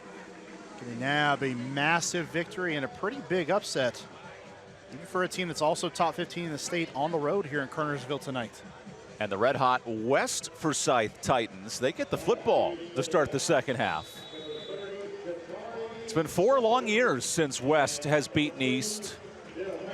And the second straight time we battle for a league title, Cressamore sends it away. And the second half begins with a touchback. Riley Horton is a dual threat, 130 passing, 110 rushing. Sometimes in high school you have those one guys take over. It's been the Riley Horton night. Incredible night. And a guy that has gotten better over the year, but especially here in the last couple weeks, has caught fire. And tonight, First half, 4 touchdowns, 2 on the ground. Not surprising. 2 through the air, a little more surprising. The placement of the football in the air has been there tonight for Riley Horton. Showed off his cannon in the first half. Now he has to be able to carry that over and sustain it. Last 3 weeks, 9 touchdowns for Horton. He's cooking as of late. Start of the second half, it's Blevins on the ground. Oh, and Blevins gets a big hole, 8 yards on first down. You'd love to say you didn't see nearly enough of C.J. Blevins in the first half, but he did a really great job playing his role, blocking down the field for Horton or potentially receivers, and doing what he could with the rock when he got it. Now, first carry of the second half to open everything up. Does a nice job penetrating through the heart of that defense and getting great yardage on first. Blevins averaging 8 yards a carry. He's that secondary back. Him and Page have been electric. Horton on second down. The counter. Nice run. Another 8-yard gash. What is this offensive line doing to move the pile? Well, it's them pushing at the point of attack, moving those bodies back, and changing the line of scrimmage. The other thing that's helping them out is simply the impact that Riley Horton had on the game through the first half. Defense has to account for him. They're looking at him. It's taking an extra body or two to make that sacrifice. And right now, C.J. Blevins is eating in the middle of that defense and getting it done. And Blevins came in averaging 8 yards a carry. Horton at 13 yards a rush. This is a hard offense to stop on the ground. They're at 300 total yards. If they're going on offense and they're running the football, it's a hard team to beat. Fresh set of downs. Blevins breaks the tackle. Blevins nearing the 50. He'll get the first gain of 10. And a missed tackle there from Tristan McQueen, the linebacker, who remains down. Oh, Tristan's okay after the Crescent Ford first down. So how about that? 3 runs on 3 plays to open up the first half, all to C.J. Blevins.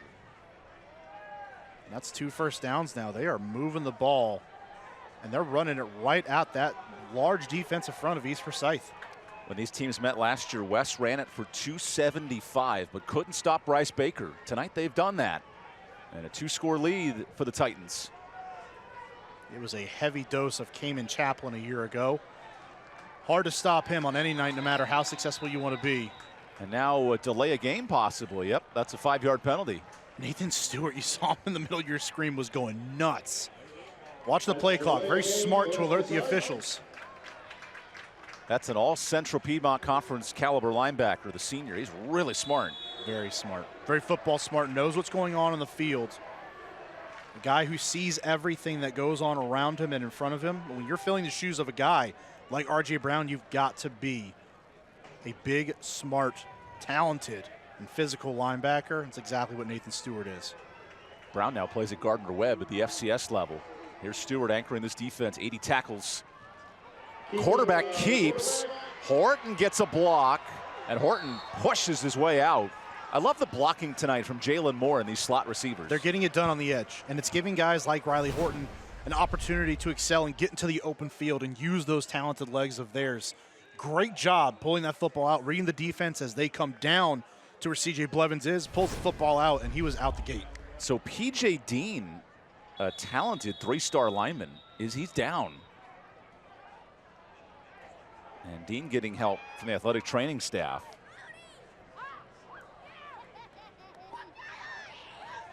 Lindsay Chico Scipio and her crew.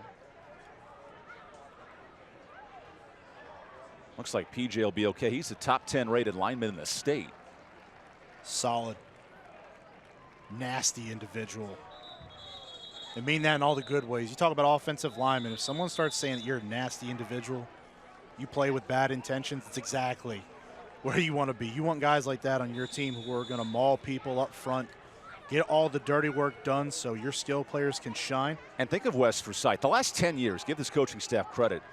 In the last 4 years, they've had 10 offensive linemen play at the next level. Dean is certainly in line. Well, you see it. I mean, you look at their size, even from up here in the booth. It's a sizable offensive line. One of the bigger ones, if not the biggest one we see all year. Page in motion behind this big O-line. Horton follows them, and a nice run for Horton. Hannah Moore on this West offense.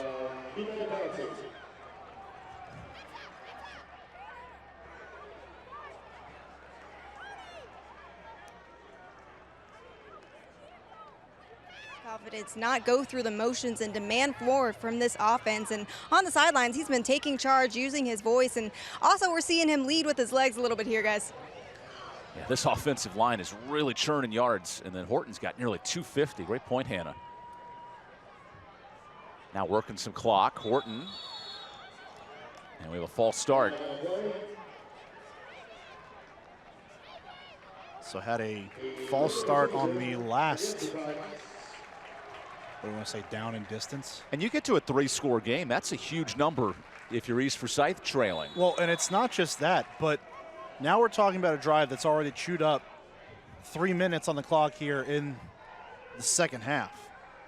And right now, the way that that's going, they're going to get to close to, if they finish this drive, about 6 minutes. That's half the third quarter gone. 1st and 15. Blevins hit hard. Good stop by Chosen Him, my all Piedmont area name. Hallelujah. Chosen Him. That is his real name. He was the chosen one on that play. Makes a great stop in the middle of the formation. CJ Blevins usually so hard to bring down that first contact, but I can't believe I'm about to say this. Him stopped him in his tracks. Sets up another great him. 2nd and 16. If it was 3rd and 16, I could say John 3:16 and tie it all together, but not this time. Geez. 2nd and long. Horton runs it. He's had success here, but nowhere to go. And a flag in there as Robbie Whitney gets the stop. But let's wait on the whistle. Maybe I'm wrong, but I believe that's the first time we've called Robert Whitney's name tonight. This is on West. You could take 3rd and 16, or I guess 2nd and even longer. They'll decline the penalty. I like that there. 3rd down and long instead. Given where they are right now, even for a team that threw the ball as well as they did in the first half, it's not what West wants to do. It's not where they want to be within the grand scheme of things back that far deep. And quite frankly, throughout the course of the season, it's not what they've been built to handle. So now you put them in a position where they don't want to be in, they're not going to be very comfortable. You put the onus on them to pick up a long 3rd down. West 3 of 4 tonight on 3rd. Horton with a blitz. Picked up. Horton breaks away. Backpedals. Oh, Horton do something special. Horton moving. Throws a bomb. Tipped again. Almost caught. Through the hands of the DB, Kenyon Smith. Up and down the ebbs and flows of this game all in one play. Horton breaking out. The pursuit defensively by East Forsyth forces him back inside, but Horton almost Russell Wilson-like goes back out with a spoon move, and then it's a tough tip drill. If Hunter Cruz catches that, that's West Forsyth's kind of night. Yeah, at that point, yes. And the fact East didn't pick that off with 2 different guys. Three defenders were in that area. Here's Max Williamson to punt. Jalen Murray to receive. That was a hope and a prayer kind of throw by Riley Horton. And the clock is expired for a 5-yard penalty.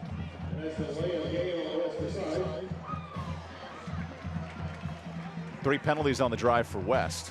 And unfortunate for the Titans as well. Such a good-looking drive early on. The penalties just pile up, and they're not able to get back on schedule and pick up another fresh set of downs. Big break for East Forsyth. 3rd punt. Oh, terrible snap. And a false start. Whoa. Now that saved something. Oh, man, let's see that again. I think West saved disaster. Man, oh, man.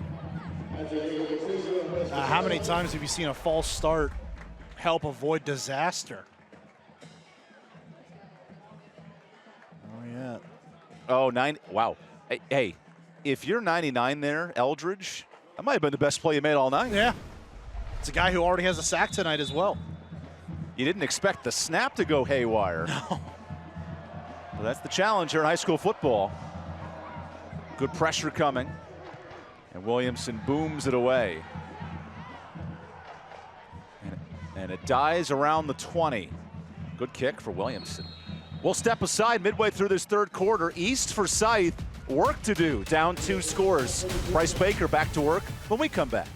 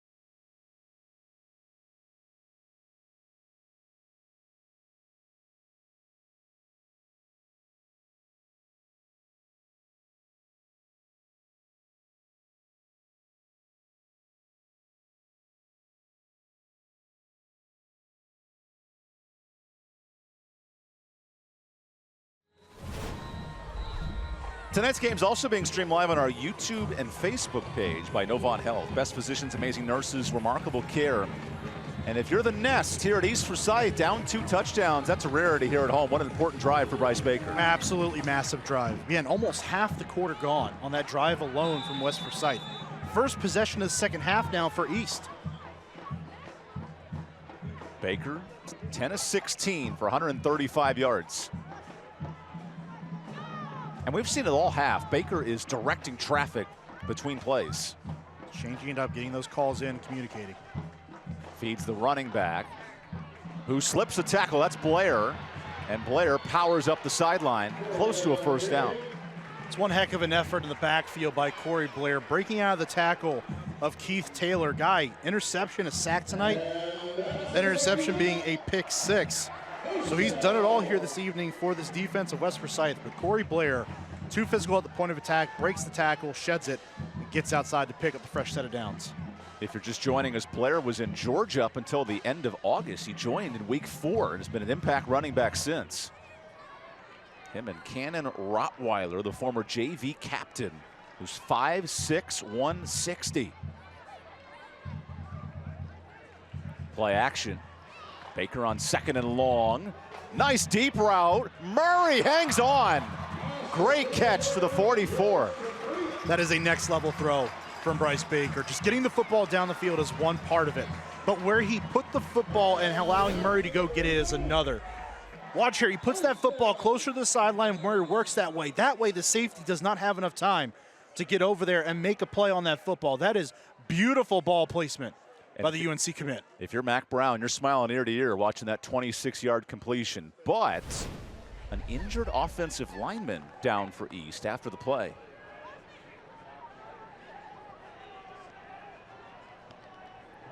Now they're down 14. Unfamiliar territory for East Forsyth. But certainly if you are a fan of North Carolina University, we should say, you got a lot to be excited about when we're talking about this kid in Baker. And if you're Chip Lindsey, the O coordinator, with a top-rated freshman coming in. Seeing that skill set, and it's just the base. I mean, these kids go into college, and you have to take in so much more information at that point. Between a playbook, how you do things. A lot of the times, it goes from being a hobby at the high school level down to a job. As we see Austin Fetterspill get help. Closed captioning for tonight's game is brought to you by Caring Hands. Caring Hands Home Health. Hands-on compassionate care around the clock. Austin Fetterspill, whose father is part of the coaching staff. Aaron, running back and O-line coach. Ty Willard noted the emotions of senior day with 2 of his players that have parents on staff. Right now, though, it's the home squad down 2 scores.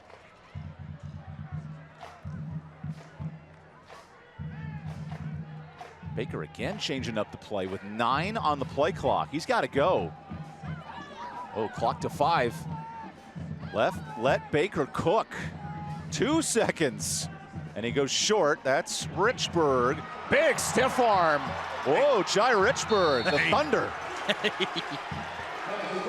Hey, man, wide receivers aren't supposed to do that, not on the edge. You don't just throw someone out the club like that and get away with it. But Jai Richburg finally on the stat sheet. His first catch tonight, and me, oh my, a la Derrick Henry on the edge. Justin Ferguson took the end of that punch. Good completion there. Sawyer first down. He's dragged out. Good pursuit and a first down. You see the offense now starting to get up to the line, running tempo here, getting this defense off balance.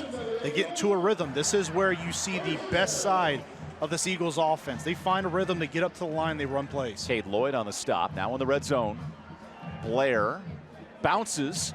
Blair slips away and escapes Keith Taylor for a gain of 7 there.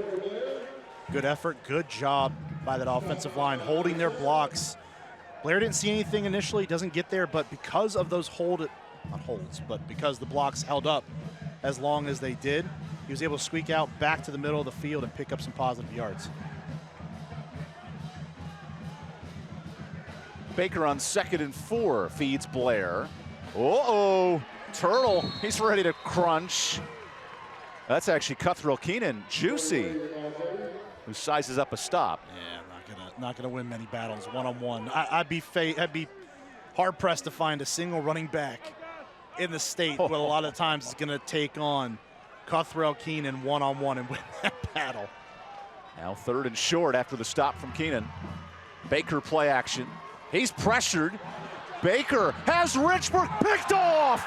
Intercepted West. Wow, Goodrum, that great hands. Baker had 2 picks all year and 2 tonight. Nicholas Goodrum was on the edge at the end of the first half covering a receiver and knocked a pass away. This time follows Bryce Baker across the field, watches his eyes, and sees him make that throw, steps right in front. That is next level linebacker play by Nicholas Goodrum. Just continues to follow Baker. And I'm not sure Baker saw Richburg early in the route. Because he was behind the play almost. Which leads to a 2nd interception. He had 2 picks entering tonight, 2 more in this one. And look at West Forsyth. 2 touchdown dog coming into this game. And this defense is playing lights out now. And now up 2 scores with a league title on the line, at least a share of the title. Mount Tabor is winning tonight. They'll also be 6-1 in the league. And a whistle. Yeah, false start, right? 6 penalties for West. That's a play Baker would love to have back. And depending on how this drive goes, could be as important a play in this game as any other. There's 5.5 minutes left here in the 3rd quarter. Time is now going to start becoming more and more of a concern for that east sideline. You have a team that likes to run the ball like West does, drains the clock more. You've got to be careful with your possessions. 5 on the play clock. Horton goes inside. And not much on the ground, gain of 1. Good pursuit from Cody Brown, the backup D lineman. The defense is going to start looking for those runs. I know you want to work the clock. You're Kevin Wallace in that west sideline. You want to work the clock, but you also have to work your offense. Don't eliminate the threat that you had in the first half with those passing yards. Right now, at the top of your screen, one-on-one, you got Hunter Cruz. Deep threat. Might be time for a shot. Blevins stays in at tailback. Horton escapes. Takes his time. Horton jukes. Goes by Stewart. Horton again. And Stewart, great pursuit on the tackle. I love the play there of Nathan Stewart. I just quartered Riley Horton, and initially Horton won that battle by getting back inside, but Nathan Stewart and that high motor that he has does not give up on the play and ends up making it on the back end. Watch 44 right there. Loses contain, but does not stop. Gets back up and makes the play. It's incredible effort by Nathan Stewart. Nathan Stewart, this kid needs to be playing college football somewhere next year. Good hands on the tackle. 5'10", 210. Good size for a linebacker, but he's smart. Plays with instinct. 3rd and 16. Horton screen. Blevins chopped down. And a good stop by Dominique Sheboy. Try saying that one 5 times fast. Sheboy. He good. Great play in the open field, knocking down the screen. Blevins a hard play to make. One-on-one in the open field. You've got to make that play. Sheboy gets those legs out from under Blevins. Great job. Leading to a punt, and this is a tough field position for West. Murray's in West territory waiting for the punt. Williamson, he's got to get it off. It's blocked. The kick is tipped. And he scoops it up in the red zone. Wow, what a change. Giveth and taketh away.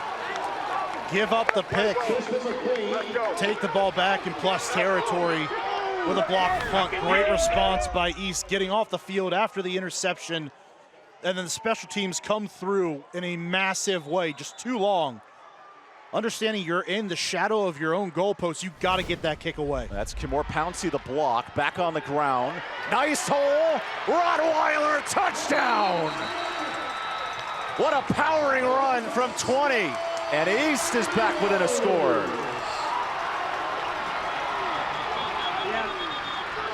Got right down the field and ended that run, almost running like a pit bull into the end zone.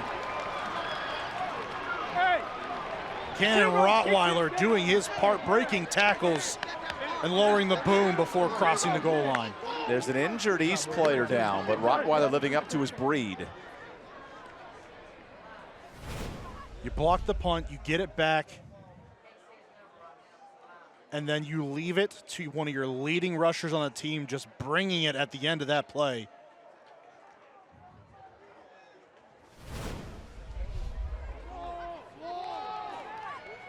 And good to see Cooper getting up, Navar Cooper.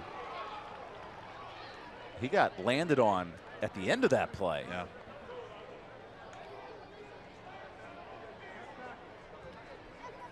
This training staff here at East, so helpful.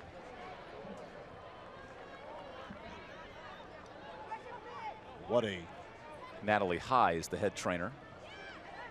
What a response. What a sequence of events. In a game with an absolutely bonkers first half. East driving, throws that pick, goes right back to West, and seems like the momentum shifts right back to them. A defensive stand and a block kick. And a touchdown run to follow. And we're back to a one-score game right now.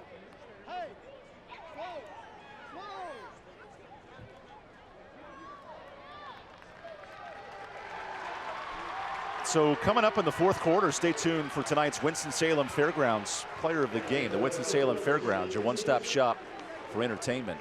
Also in the fourth, tonight's My 48 Play of the Game. My 48 Sports, your home for local sports, and the Linder Turf and Tractor scoring summary. Get a great deal on your next Kubota at Linder Turf and Tractor. And the extra point, brought to you by the leg of Brady Cressamore. Good snap, good hold, and now a one-score game here late in the third.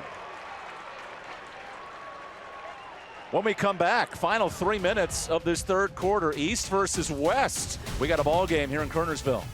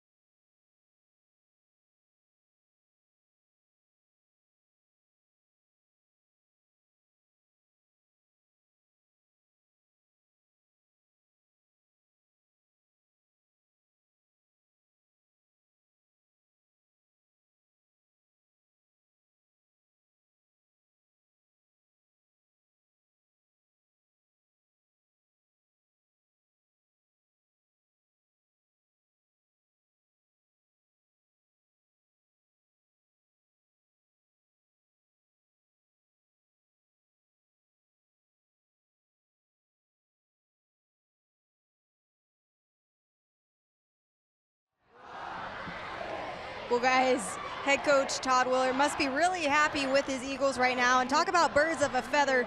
Coach Willard, the coach of the Eagles, has a love for all birds. Originally from Wisconsin, he worked on a farm and always said he hated it because he had to get up so early and the work was a lot, but now he loves it.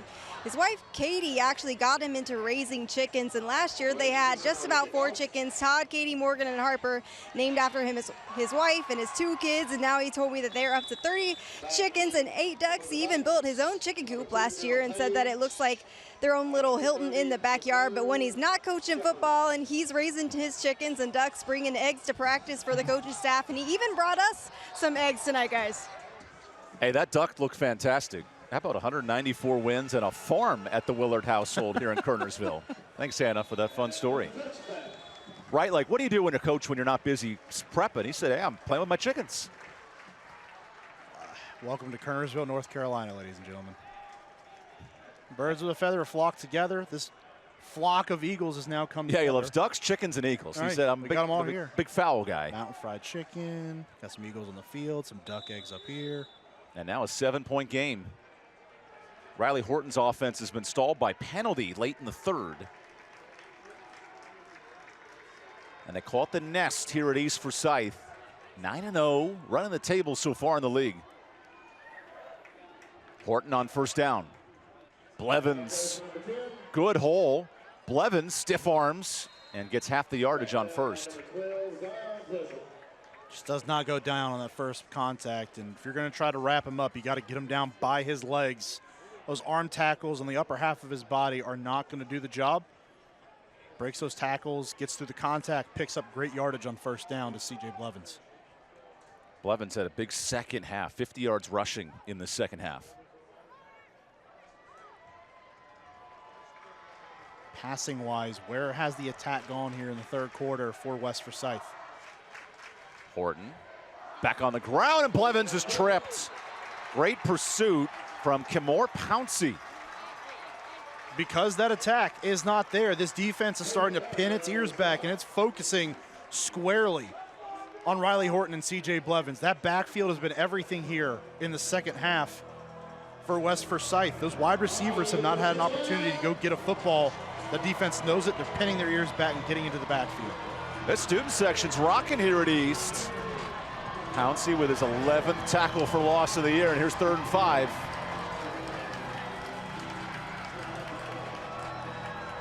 Horton, quick toss, nice catch, and more. He's right at the sticks, and they rule him short. A little short. So 4th and 1 coming up. He's so close, just trying to get it to the sticks. Are you going for this here if you're West? Are you feeling good about what your offensive line has done? I think so far, yes. It's a gamble. Inside your own 30, up by 7 now. Oh, this East crowd is chomping at the bit. This is a league title decision here in the Central Piedmont Conference. And the play clock's under 10. Here's Horton. 4th down run. Horton has a block and the first. Wait, there's a flag. Hold on a second. Was P.J. Dean reaching?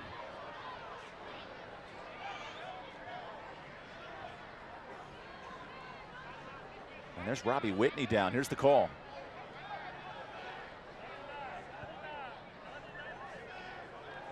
Oh, defensive holding. That's 1st down. How about that? Look at that stunned crowd. Whoa.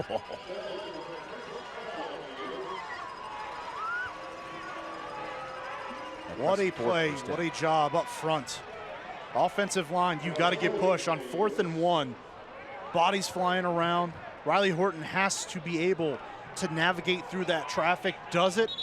Gets great blocking at the point of attack and picks up the 1st down. We have an injury timeout for Robbie Whitney, the senior defensive lineman. He has 12 sacks, but he's been held in check tonight. Really, there's been 1 sack for East. They haven't got a lot of pressure on Horton. No, and that's been because 1 of his running ability, and 2, his offensive line has created pockets, and they have sustained them. We know the edge pressure that East loves to generate. Over time, they've had great edge rushers here that have put up great stats. Unreal, unheard of stats, really at the high school level. But tonight, they've been stymied. That offensive line has done a great job on the edge of protecting their quarterback and their running backs, getting out there, sustaining blocks, and allowing their guys to go to work. So Cody Brown enters the D-line for Whitney. Final minute of this third quarter. Horton goes to Blevins, and he's following that left guard all night, still pushing. A.J. McLeod and company gets 5 yards. It does say something when, as a defense, or as an offense, I guess I should say, the defense knows what you're going to do. You don't care. You just continue to run, and you continue to do what you're doing that you know you're great at. That's what West Forsyth is doing right now. They are riding on this running game right now to churn out yards and dwindle that clock down. McLeod and Foster on the left side are really making a push. It's been hard for this defensive line of East. 2nd and 5. I wonder if they run out the clock here in the third quarter. West Forsyth 1 quarter away from a share of the league title. And when we come back, we'll move the football 2 yards and do it again. 12 final minutes to decide the Central Piedmont Conference.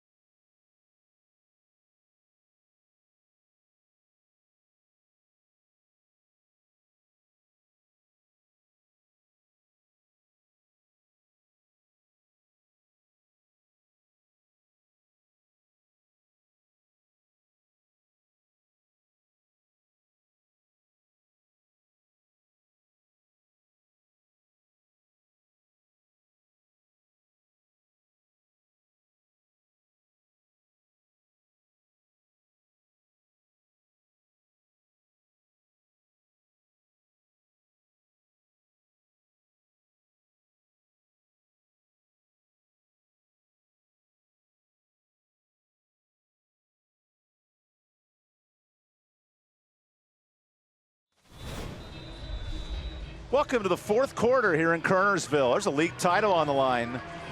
If the results hold, Mount Tabor, West Forsyth, and East Forsyth would tie for the league title, and it would come down to drawing names out of a hat. Literally that close here in the Central Piedmont. 2024, you think we couldn't come up with a better method than drawing names out of a hat? Well, it makes for a fun fourth quarter here in Kernersville. Riley Horton back to work where he has 250 total yards, dominant on the ground. Horton runs it again, and O'Marion Hayes spins him down. He has the UNC offer, and he's got a big body. I'm sure they're loving that right now. North Carolina's got some hosses coming from this team here in Kernersville, North Carolina. O'Marion Hayes just slings down Riley Horton to the turf. Says, hello, how do you do? It's third down. Better buckle up because I'm coming for you again. We got some big boys on the defensive line tonight, both teams. We got big boys on both sides of the line. This is a game born for the trenches. Those guys are deciding the fate of this football game here in the fourth quarter. Has the feel of a fourth-round playoff matchup. Instead, it's for the regular season title. Horton. Blevins dropped. Pouncey in the backfield. And he's counting his blessings after that TFL. Nowhere to go. That edge pressure off the right side. Too many bodies get through. They overload the right side of that O-line. And Blevins had nowhere to go on that play. What a stand defensively by East Forsyth. They have tightened up here in the second half. Only one first down in the second half for West. The offense has been stagnant. And now the punting game with Max Williamson. He does average top 30 in the state in total punting. He needs a good one here. Oh, rugby kick, nearly blocked again. And that bounce will help Williamson as it dies right around the 18. Whew. And he kicked it for 37 yards. Playing with fire. Second punt in a row. Just way too much time. You got to start wondering, why is he holding on to the football as long as he is? And here's Bryce Baker, who's done this before on Friday Night Rivals. Overcame a 2-touchdown deficit to Mount Tabor last year and has led 4 game-winning drives here at East Forsyth. Baker, quick toss. And Jalen gets out of bounds after a gain of 3. Jalen Murray. Saw it again, Evan, as you mentioned, the comeback win over Mount Tabor last year. The comeback win over Mount Tabor this year that we were there for as well. This is a man who has grown up living in the clutch. On multiple occasions, he's been great when he's needed to be great. Baker keeps it, cuts outside, dives back in, and gets 4 yards. So it's 3rd and 3 coming up. Not a bigger third down defensively for West Forsyth in this game. At this point, you need your guys to get back there and disrupt Bryce Baker. Got to think it's a passing down here. Where are your edge rushers going to be at? 200 total yards for Baker, facing his biggest third down. Rottweiler, no, quarterback. Nice run. Blair gets the first, and he's pounded after a gain of 10. Love that play call.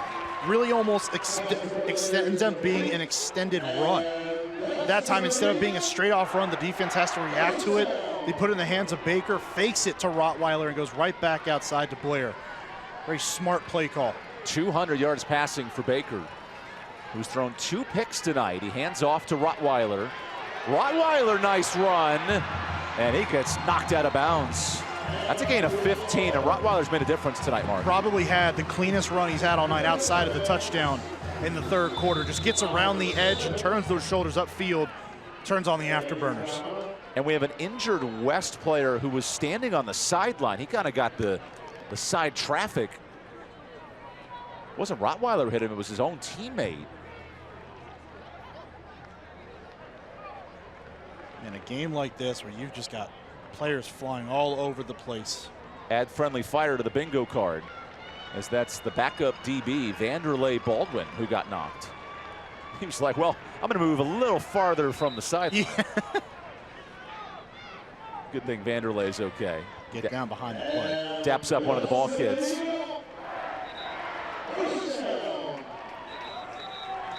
With how aggressive East has been this year, is this a 2-point opportunity? You go for 2 if you score a touchdown? I think he's just still containing at 1. The way their defense is playing here in the second half, they've really bottled up that West Forsyth offense. So you got to trust them. Again, you have 9 minutes left in this football game. All your timeouts as well. That's not going to be a factor just yet.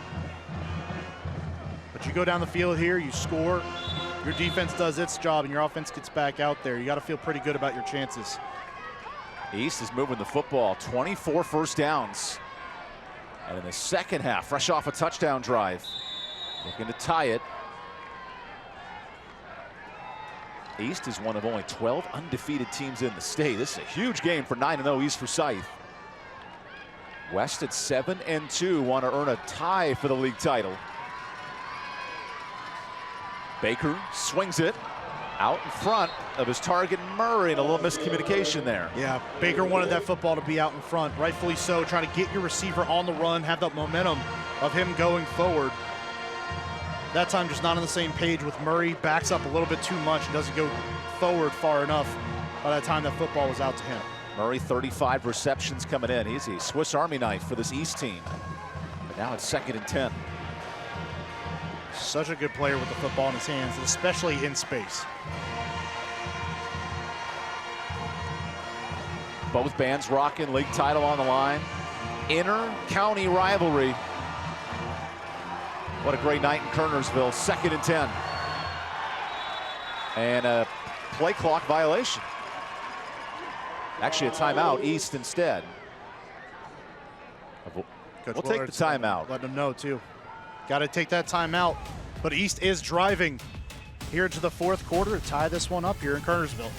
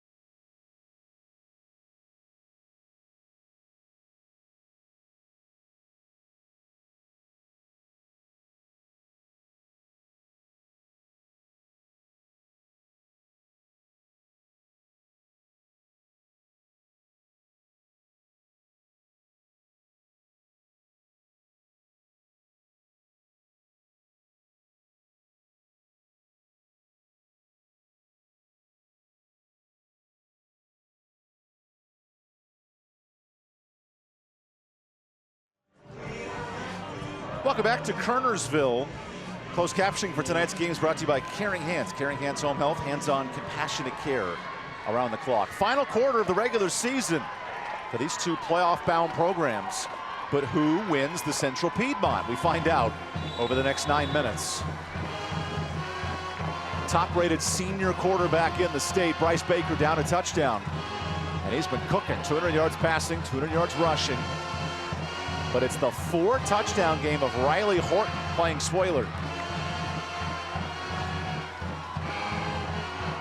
Baker on 2nd and 10.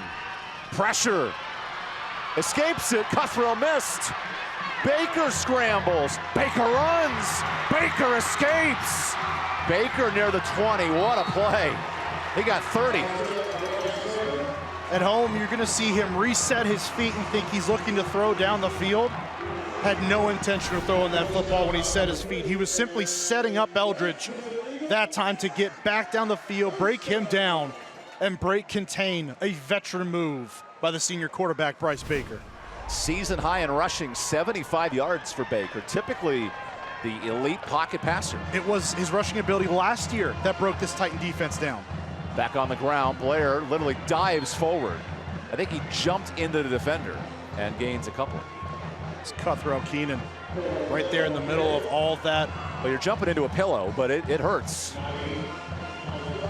Into the Cook Reynolds red zone. Say less of a pillow, more of a boulder right in the middle of that defense.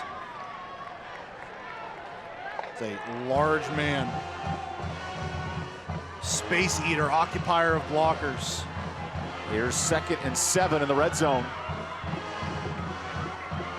Baker's been so good at this, reading the defense, changing plays. A future Carolina quarterback. Now with 5 on the clock. Quick toss. Blair has blocking. And Blair's pushed out.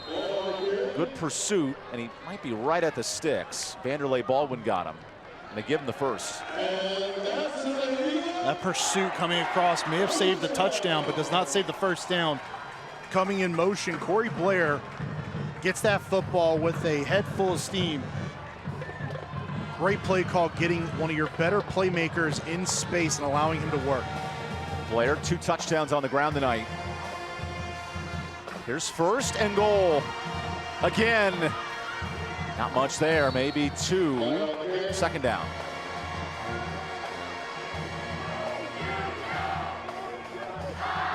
It's been 4 years since these Titans have taken down their crosstown rivals. Up by 7. The Eagles driving. You're now down at your own goal line. Can West Forsyth make a stand here up 7? Wildcat. Diving inside the 5 goes Jalen Murray, so 3rd and goal. And Bryce Baker still not on the field. Trying to play power football down here. Give West a taste of its own medicine. That physical brand of football just running straight ahead. Murray in at quarterback. 3rd and goal. It's Murray. Cuts. Touchdown. Tie game.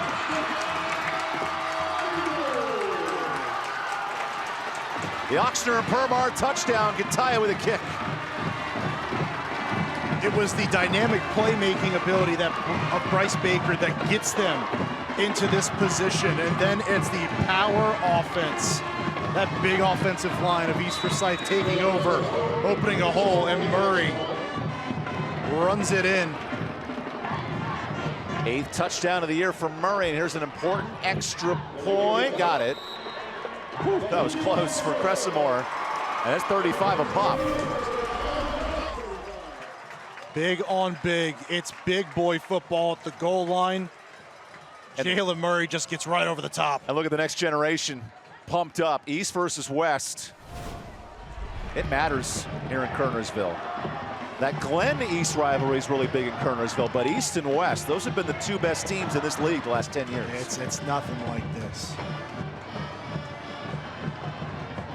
There's that hatred between these teams. You mean it in a good way. There's respect on each side for each other's sidelines, but when you come into a rivalry like this where you just have that good old-fashioned hate between them, it goes through generations. It gets passed down from one roster to the next. And this edition in 2024 has not disappointed. That was an 11-play, 82-yard drive in 3 minutes. And this is what you draw up as a kid growing up. Tie game, league title on the line, and West gets the football. Cressamore booms it. And West will have to go 80 yards. Not much offense here in the second half. How does West find it late, Mark? Where's the passing game been? Since halftime, we have not seen it from West Forsyth. Riley Horton has gone quiet through the air. These receivers have not had an opportunity to go get the football. It's been them running the football, turning to a more conservative offense. That's not what got the Titans with a 14-point lead at halftime. They've got to get that passing game awake. Don't worry about the clock. Run your offense. Get back to what you were doing and what you did well in the first half. This Central Piedmont Conference, the highest-rated league in the state. 3 top 12 teams. Here's a battle for the league title. 1st and 10 with a trip set. Numbers at the bottom of the screen. Instead, a handoff with the numbers. Nice hole, and Blevins gets 5 on 1st. The running game's been the story for West. Now 215 yards rushing. I guess I just don't understand, because it almost seems like you would want to give Riley Hort that option. To say, like, hey, if I got numbers in the box, I'm going to hand it off. But when you're 1-on-3 or 2-on-3 on the edge, you got to get it out there to your guys.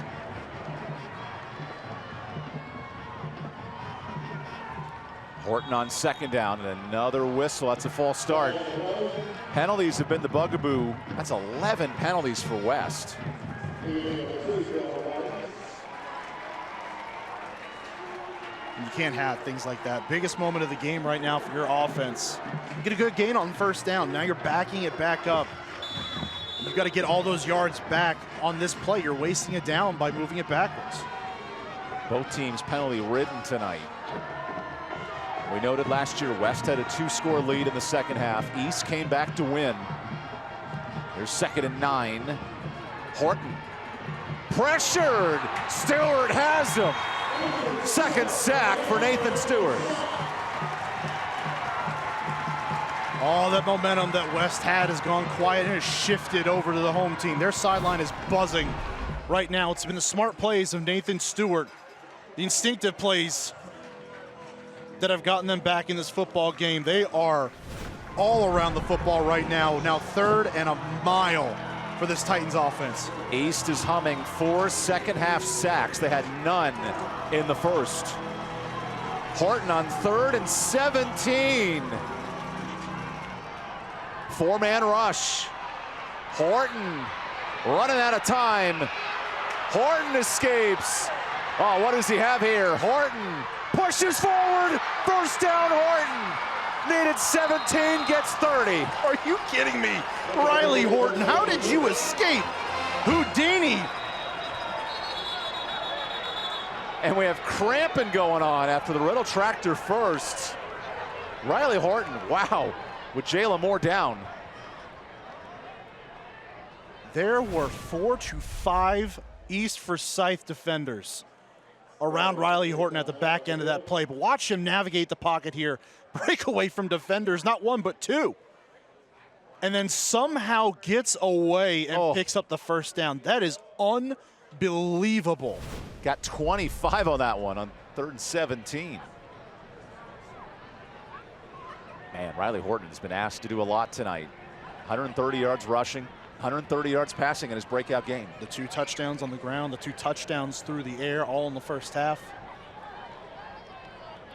The last couple weeks, something has clicked for Riley Horton, where he's taken off and become a different football player for this West Forsyth offense. And it's shown up big here tonight. And possibly the game's biggest moment. Now tied. No points yet here in the second half for this offense. And they get a conversion like that on 3rd and long on the ground on a scramble is massive. Last West win over East, October 11th, 2019. That's basically 5+ years. That was a game West dominated on the ground, 300 yards rushing. That's been the story again tonight. Well, you can easily say when West Forsyth dominates on the ground, they win that battle in yardage. More often than not, they're going to find themselves at least with a chance to win a football game. That is the case here tonight. First down after the Horton run. Wants it again. Good blocking. And Horton jukes. He's got the first, gain of 10. Fumble! Loose football!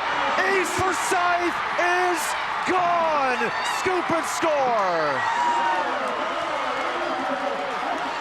Solomon Brown, the hero in the 4th.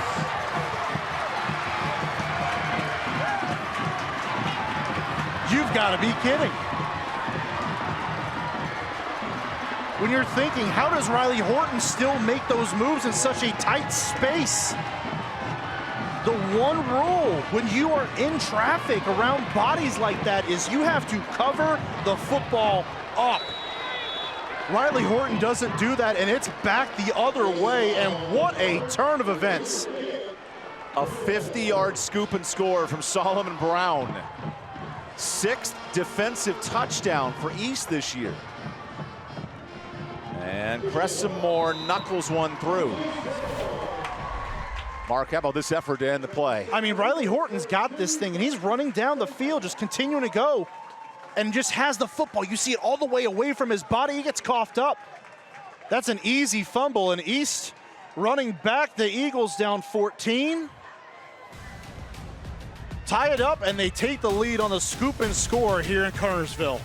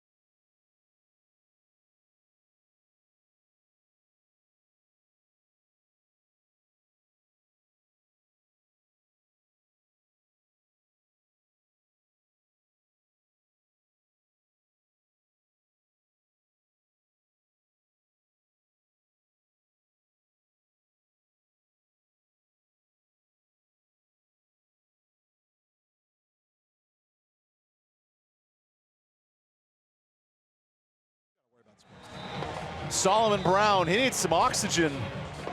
What a run, he needs that inhaler and everything. 7th defensive touchdown for East this year. None better than Solomon Brown, 47. I mean, you couldn't make up what we were just seeing. 3rd and 17, Riley Horton just goes down the field and makes a miraculous run to pick up a first down. The very next play, just dodging defenders in a phone booth, has the ball just stuck out, gets popped out. Solomon Brown picks it up and goes the other way. And East Forsyth, down 14 at halftime, has clawed their way back to take the lead here in the fourth. And West in the second half has not had the ball in East territory. Couple of turnovers. Brand new game. Cressimore. This might stay in play.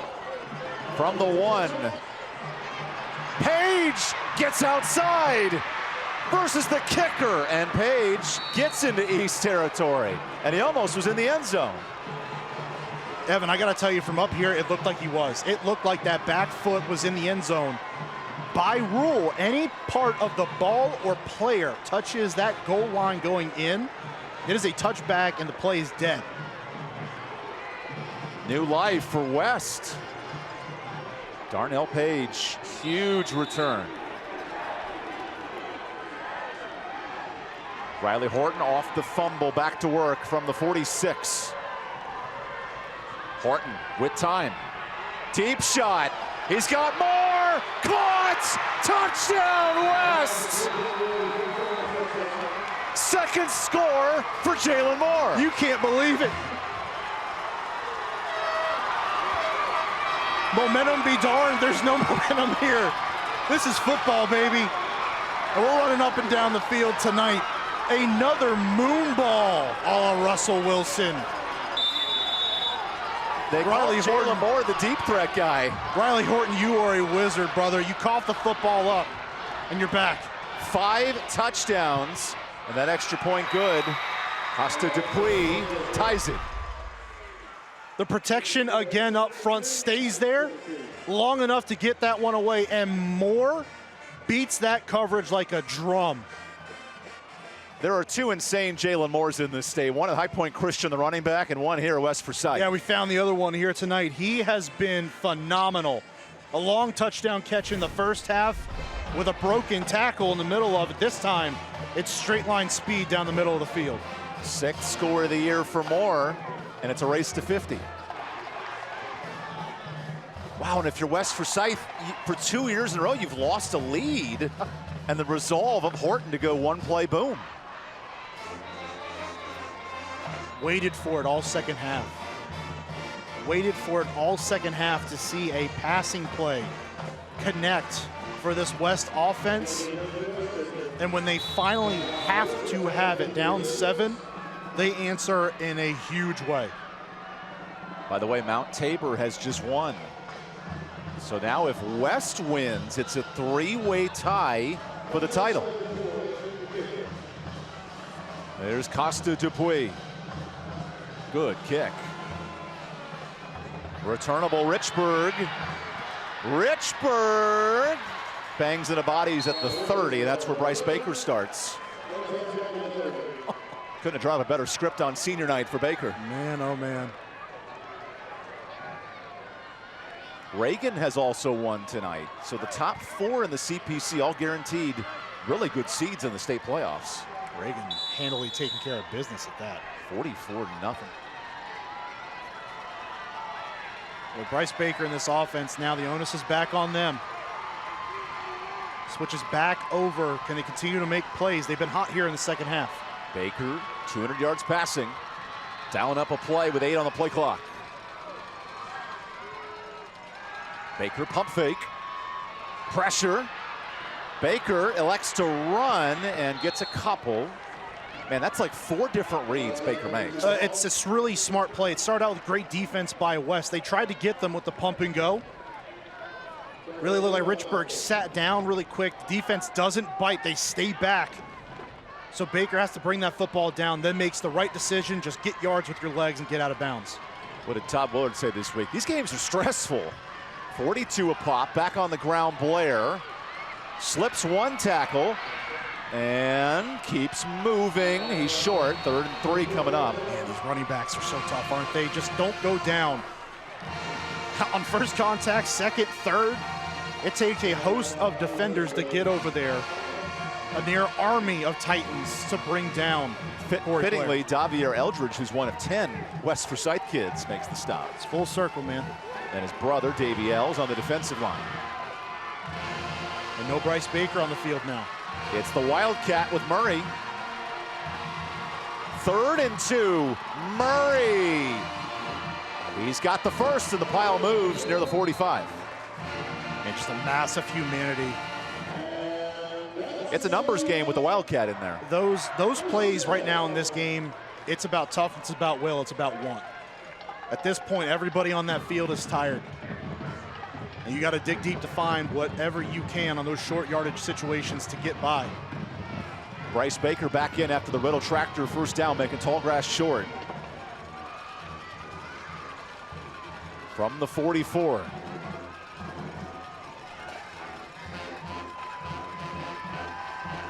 Plenty of time. Baker scrambles. He's got great legs. And Baker picks up at least 8. Nice run for Bryce. Really is so interesting, though, because he doesn't run that much. But now in back-to-back years against West Forsyth, he's got season high in rushing yards. But it's been the adjustment. If West isn't going to respect that, they don't put that spy on him to monitor where he's going to go, and he takes off, he's going to get those yards. Baker, 400 yards last year. He's nearing 400 tonight. Back on the ground. And that's enough for the first, out to the 45 of West. The stop by Kilvest. And with the clock situation, East might be playing for a game-winning drive. You see both players, all those players on the field right now are tired. Down at the end of the game, conference title on the line, outright for East, a share for West. Who makes the plays? Here's 1st and 10.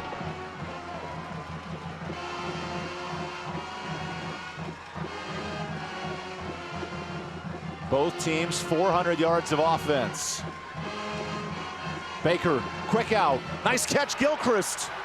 JP with the first, gains 11. Mix up in communication on the back end that time. Baldwin bailed. They run a zone coverage that time, and he drops all the way back. No one gets out there on Gilchrist, and he's left wide open. Bryce Baker making things happen, 250 yards passing on his final night, senior night here at East. And that clock really plays a factor with 2:20. Right after Riley Horton went for 50 and a touchdown to tie it. Baker feeds himself. Keeper. Baker spins right at the sticks. And depends on the spot. They give him the first. I think he was marked down yard over where that first down marker was. If you're fans of North Carolina football, you got a big one here. Bryce Baker going to UNC next year, put on a show. If you're fans of football, you're in the right place. We've seen it all here tonight. Offensive highlights, defensive touchdowns. When to use your timeouts if you're West? You start thinking about it here around that minute 30 mark. Because the way that this East offense is driving right now, they're in full control. They're content with just running the clock down. They've got a great kicker, so they can just run it down. Clock at 2, timeout East. Bryce Baker, 104 yards rushing. That's been the difference in the second half. Well, that was the difference in the game last year where they won by 10, 45-35, and took the conference title away from West Forsyth at home. That was the difference last year. It's the same thing this year. We know that Bryce Baker, the UNC commit, can throw the football, but it's been the running ability to take those moments where he has to run and make plays, and he's done exactly that here tonight. Do you leave a game up to a kicker with a minute 30 left? I'm running my offense. Now, if I run my offense and I find a touchdown, great, awesome. But if I'm running my offense and I pick up yards and those timeouts for West are extinguished, and I've got to leave it to my kicker, of any team, certainly within the area, East is going to be in the best position in that situation because they do have great special teams, especially when it comes to field goal kicking. Yeah, Braden Cresimore's made a 40-yarder this year, so he's got some leg. But it's a whole lot different when you're kicking for a league title than when you're kicking just a regular on an August day in fall camp. You always have to remember that a kick is a kick no matter what. You know, every football game is still just another football game. It's the Wildcat now. Murray in at quarterback. Baker to the sideline. Here's Murray. nearly tripped up, breaks a tackle. Murray, good stop by Justin Ferguson after a gain of 8. Tell you what. Ooh, that clock is really starting to tick. And Daviel Aldridge was so close to making a play in the backfield that time. But West is letting that one run down. Entering the Cook-Reynolds red zone. Maybe you start to think that this is the drive your defense just has to take care of business, one way or another. 2nd and 2. Murray still in at quarterback. Murray runs it, breaks one. Murray truck stick, Murray dragging! He's short, inside the 2. Oh my goodness, what a run. Say if you're West, you've got to call a timeout here. And now a whistle and the clock stops.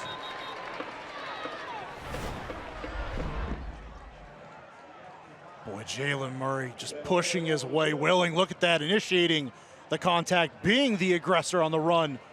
And it's not till a slew of Titans get back there before he stops short of the goal line. Gotta have it moments like that. Jalen Murray delivers. What an exhausting drive for East. They got the ball at the 3-minute mark and have worked almost every second. Down at the 2, that Wildcat formation has worked so well tonight. You wonder, you got to almost kind of go with that going forward. There's no point in putting Bryce Baker in the football game if you know you're running and you're running it well out of that formation right now. That's Xavier Crawford down for East. The good news if you're West, you have 3 timeouts. And on 1st and goal, okay, here's the question. Do you concede the touchdown? Because East, in theory, could nail the ball twice. We have to be honest about the situation, right? As great as Riley Horton has been here tonight, this is not a situation that plays to what they want to do. Now, here's the problem. Maybe you do because of where you are on the field. You just got to give your offense a chance to go back out there with some time left on the clock. They still have the 3 timeouts to work with at this point. And so with the injury, Austin Federspiel, who's a pitcher on the baseball team, and his dad is the offensive line coach. Austin now comes in at center here on his senior day.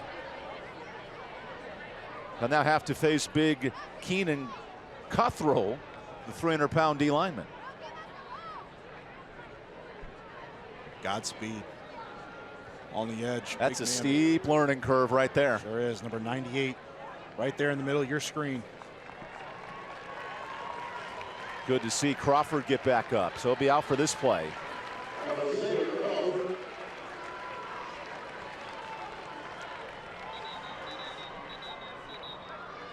All week, Kevin Wallace for West Forsyth said, we're ready. We're going to have a lead. We got to finish. Now it's East with the opportunity to get up a touchdown.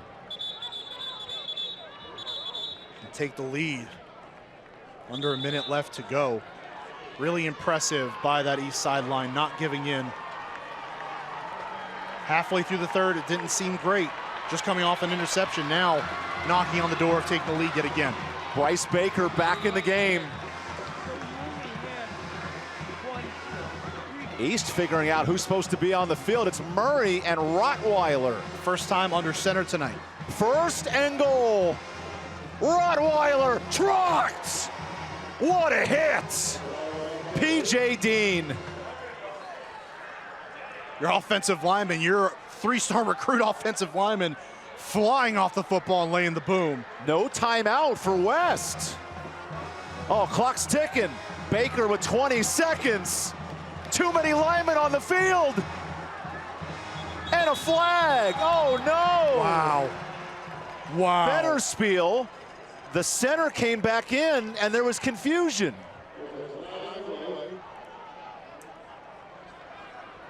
Unbelievable. And how about the hit by Dean? That was Lawrence Taylor-esque. The forearm shiver. But you've got to know, if you're Bryce Baker, you've got to know there, if you see all those guys on the field, you've got to get them, you got to call the timeout. Oh, so East calls a timeout. Todd Willard wanted a timeout. Man, you've got to be more aware than that. Holy cow. Okay, so 15 seconds. This has got to be a touchdown situation, right? Unless you're playing for the kick. Well, for East, yeah. I mean, you get the football in the end zone, and realistically, right here, even though it's second down, you got to start thinking you're throwing the football. You got to put that football now in Bryce Baker's hands. There's no timeouts left. You go down inbounds. You run that risk now of not being able to get back up to the line of scrimmage and either spiking the football or running another play. Yeah, East burned their final timeout to avoid the penalty. So the ball's at the 2-yard line. That is huge. Bryce Baker, one of the best players in the state, with a chance to win the Central Piedmont Conference.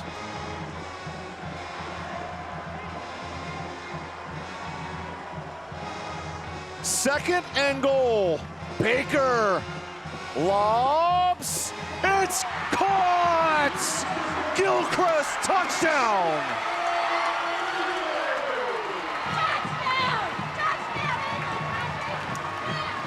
Game on the line and a dynamic connection. Gilchrist and Baker. You could not have had better coverage on that play. But that is a connection from quarterback to wide receiver that has worked 14 times this year, now 15 in the biggest moment. One of the best quarterbacks in the state finds his dynamic receiver, J.P. Gilchrist. And here's an extra point, always important.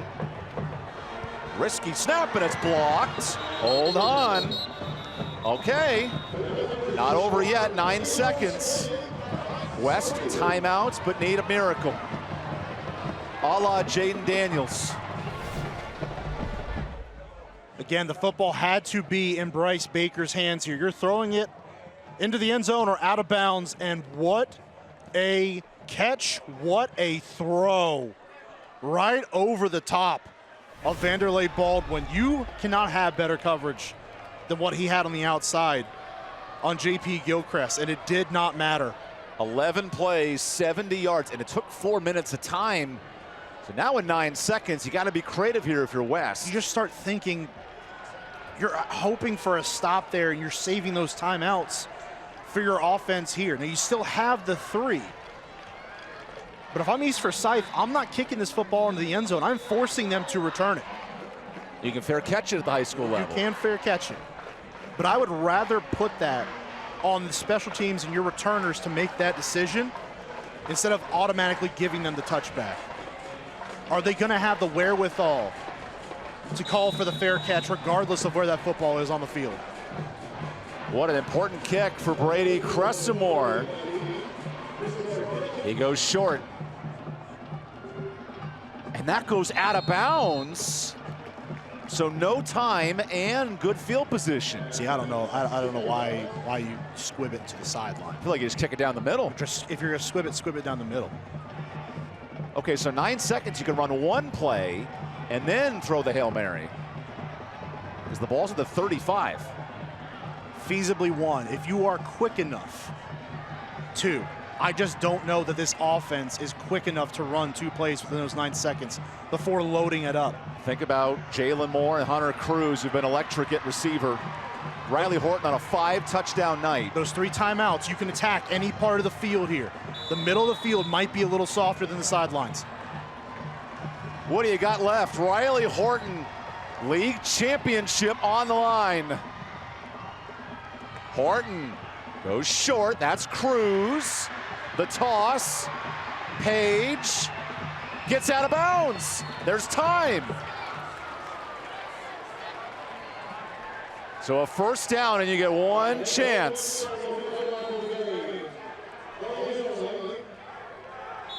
Okay, timeout West. Take me through the strategy, Mark. We just saw this last week. Chicago Bears, Commanders. There is no strategy. Throw the football up in the air if you are Riley Horton and let someone go make a play. Kevin Wallace dialing up. What you do, in reference to the play between the Commanders and Bears, Commanders wide receiver Noah Brown faded back from the group on that play as the wide receiver. He ends up catching the football because it gets tipped up into the air behind the pack, and he's left all alone. So you have to have one guy who leaks out just in case that ball goes up in the air. If West catches this and scores, they could kick a ball to win the league. It comes down to literally one play. And East with a win maintains an undefeated season and a top ranking in the state. If I am East Forsyth, I am putting back my tallest players and a couple of wide receivers. You see right now on the field, going all the way back is Jai Richburg, 6'3" wide receiver. I want him in a jump ball situation. Final play for West Forsyth. What has Riley Horton's arm got left? Here we go, game on the line. Horton buying time. Horton is sacked. East Forsyth wins the Central Piedmont Conference.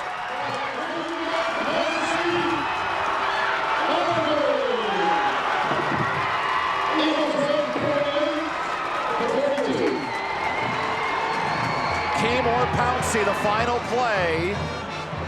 And man, what a football game here in Kernersville. Neither team bowing down, bowing out. A drag out, no bars fight here in Kernersville. And the Titans fall short yet again to their crosstown rivals. East Forsyth, your CPC champs. We hand out a trophy when we come back to Kernersville.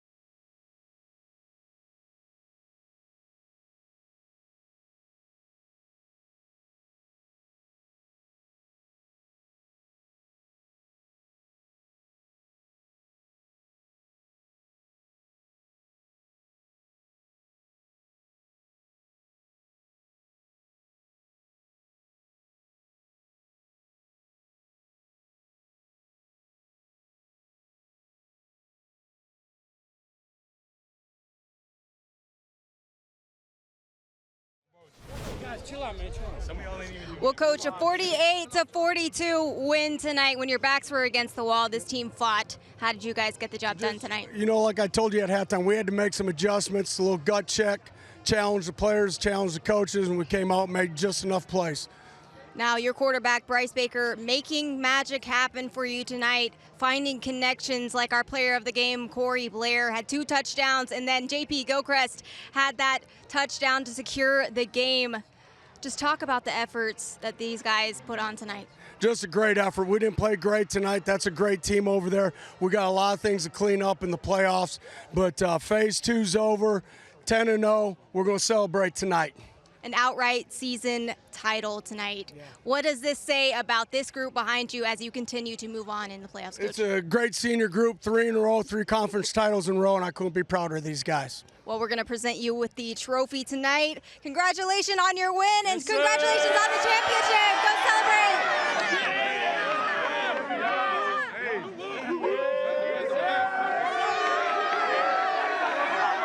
Neat moment, too. The whole staff getting involved. That's a celebration, like a deep breath, like, hey, we made it to the end of this 10-0 season. I think most of us have to take a deep breath after that game tonight. And Corey Blair, our Winston-Salem Fairgrounds player of the game, 2 touchdowns at 100 yards on the ground. Just unbelievable. Early on, really brought balance to that East Forsyth offense. The power running, the speed on the outside. Great candidate for our Winston-Salem Fairgrounds player of the game. And then our My 48 play of the game. Game on the line, last 20 seconds. Throw it up, and Gilchrist gets it. I mean, just phenomenal. Game winner.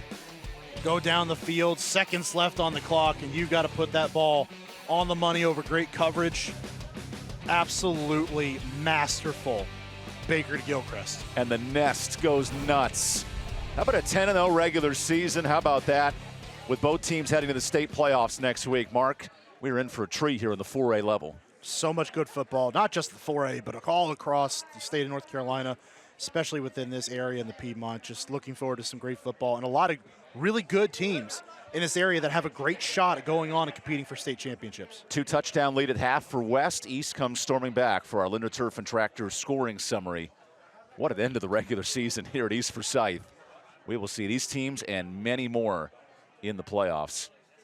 We want to take a moment to thank all of our sponsors who've made this game possible and basically this whole season possible. Capital Metals, you've seen those plaques. Cook Rentals, the End Zone Views, Mountain Fried Chicken, and of course all the schools across the Triad who've really helped us out throughout the year for our Winston-Salem Fairgrounds Friday Night Rivals broadcast. I want to thank our staff tonight. New director Marie Zamora did a great job. Cody Love on graphics, Drew Green, Adam Ryan, Eric Dowdy, Derek Brady, Mike Bullard, our cameras, and of course Alex on the sideline. He's always working hard down there with the cameras. Alex, our audio guy as well, and Justin Allen doing a great job with our tech. Lori Bates producing it all. Allison Aldridge, so good behind the scenes. Chris doing a great job, big Steelers fan. His team's doing well this year. Yeah, man. And we have some good news for you. We're back for a playoff game December 6th. We'll figure out the teams as the brackets get unfolded. But round 4, December 6th. That winner of that game will go to a region final. So it's a really big night. And, Mark, what a great regular season we've seen. Absolutely massive. And honestly, one of the better regular seasons I think we've seen in quite some time. Again, so much good football played around the area and a lot of really good teams that have a great chance at making some noise in the playoffs. And who knows, one of them might end up with a state title. Thanks for joining us all season and all night. We'll see you for the 4th week of the playoffs. What a great night for high school football. East versus West. And East Forsyth secures the league title. It's a presentation of My 48 Sports. Love you, Dad.